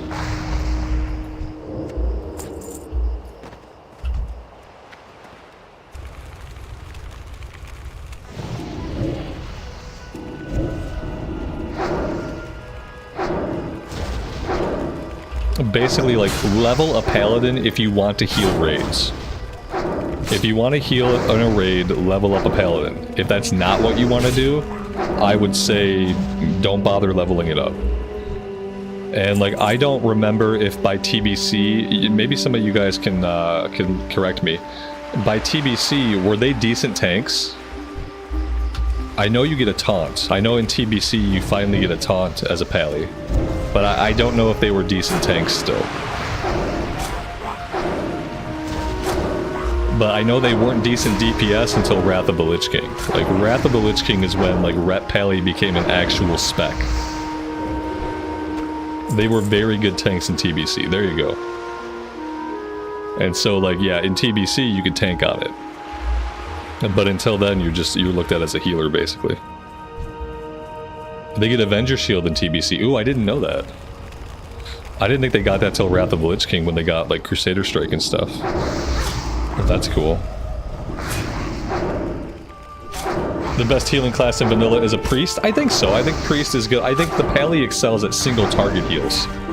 Because basically all you do is you spam Flash of Light. This is basically all you do on a pally. But I think, like, for overall heals and for group heals, priest is probably a little bit better. I don't know anything about how shaman or druid stack up in classic era.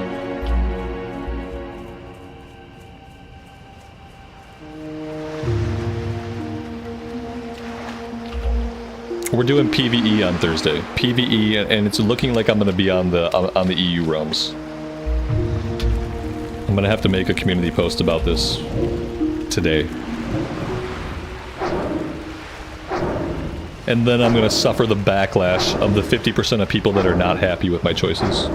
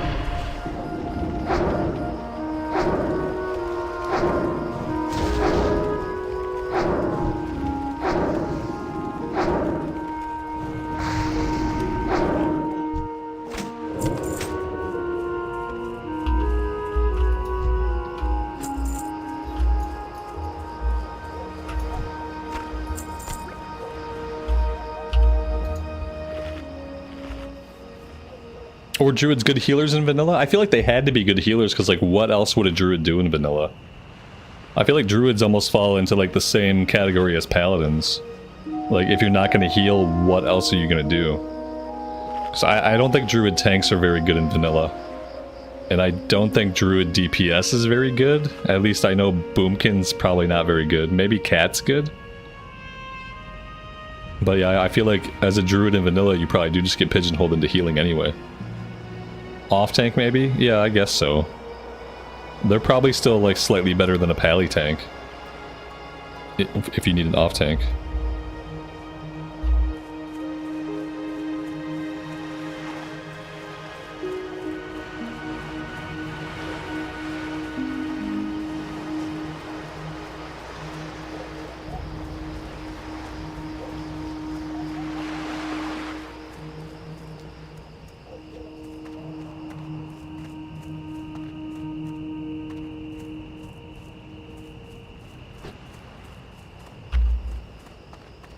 You guys hit 64% Horde and 36% Alliance. That's the first time I've ever done a Horde versus Alliance poll and had it not like heavily in favor of the Alliance. Typically it's 60-40 Alliance side.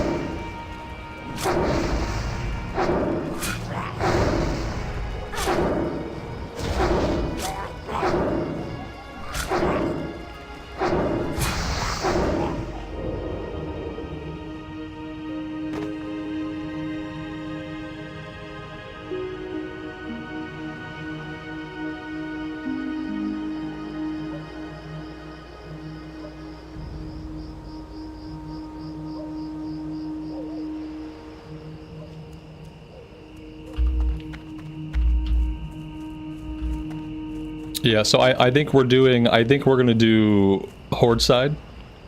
We're gonna do EU server, PvE, and I'm gonna do an Orc Warrior. Pretty sure like that's what I'm gonna lock in. EU PvE, Orc Warrior. And they said dual spec is coming soon.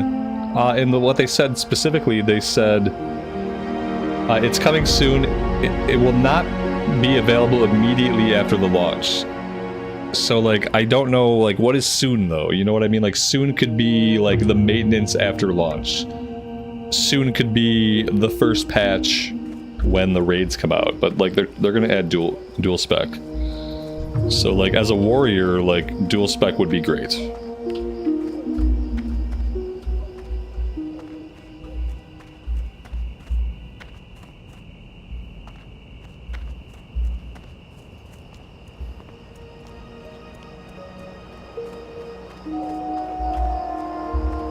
Yeah, we've got all of our warriors killed in hardcore. Most recently, we got a warrior killed at level 19 to a Murloc in Red Ridge that I should not have been fighting. I had a mace equipped and I had like 0 mace skill. But since we're not going to do hardcore, then it's fine. Like it's probably the best way for me to level up a warrior and just like level it up front to back, not have to worry about whether or not I die.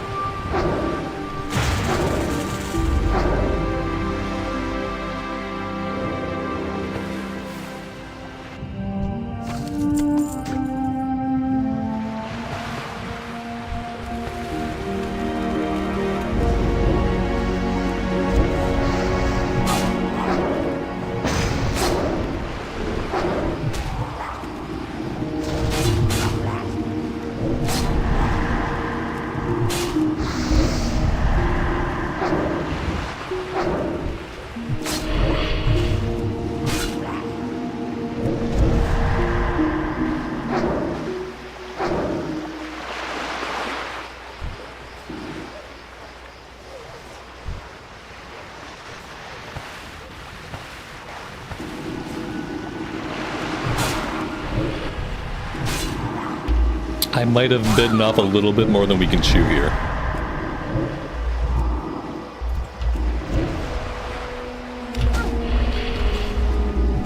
It's gonna depend on whether or not our mana runs out.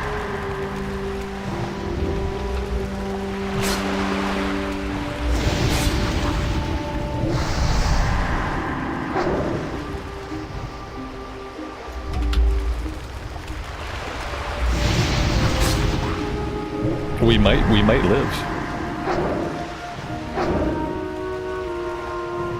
That's surprising. I thought for sure we were dead.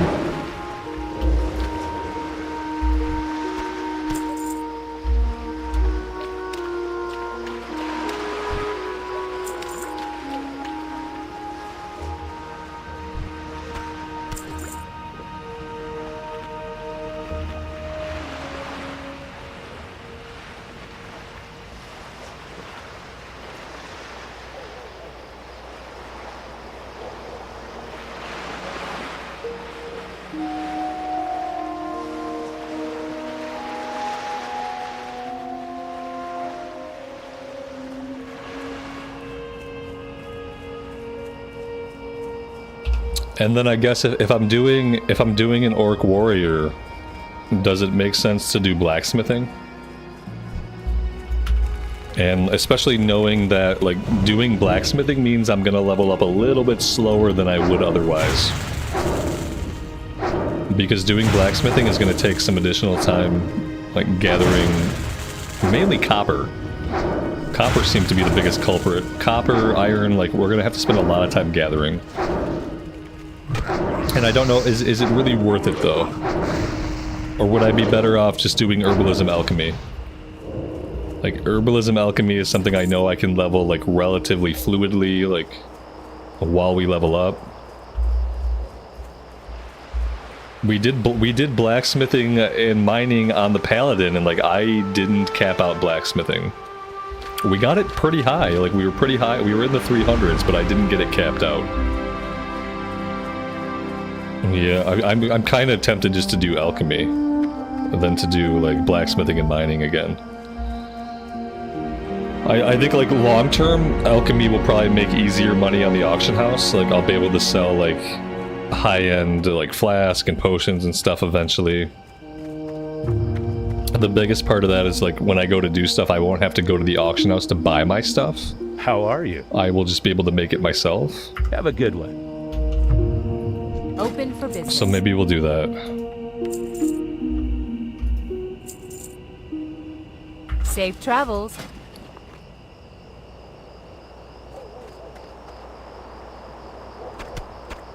Engineering? No, no, no. I will not be doing engineering. We did engineering for a little while on our hardcore hunter. I feel like I leveled it up pretty high. Mainly we were doing that for the helmets and for the target dummies. The fancy eyeglasses, yeah. The helmets you get to equip like at a really low level, like that stuff is really useful in hardcore. I don't think for a warrior I would want to do that for classic era though.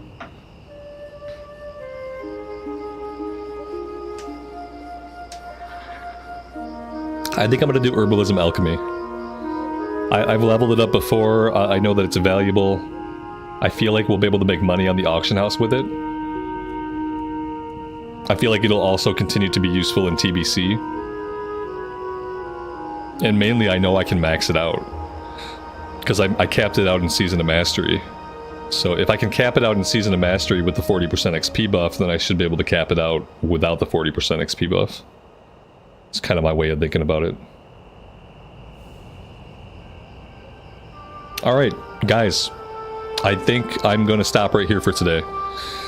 I need to start on making some dinner for the family. So I am going to park it at the inn, but I think we're locked in. So I appreciate you guys hanging out today and like letting me talk through this for the bulk of 3.5 hours. I've been talking about this. And I think we're at a point now where I can like lock in my plans. I think it's PvE, it's EU, it's an orc warrior, herbalism alchemy. I think that's everything. I think we've been able to basically suss everything out. We have the plan in place. And now we have to wait for Thursday to act on it. So yeah, thank you guys for being here. Really appreciate all the support today. Hope you have a good rest of your afternoon or evening time. As always, take care of yourselves, take care of each other, and we will see you back here very soon. Bye for now.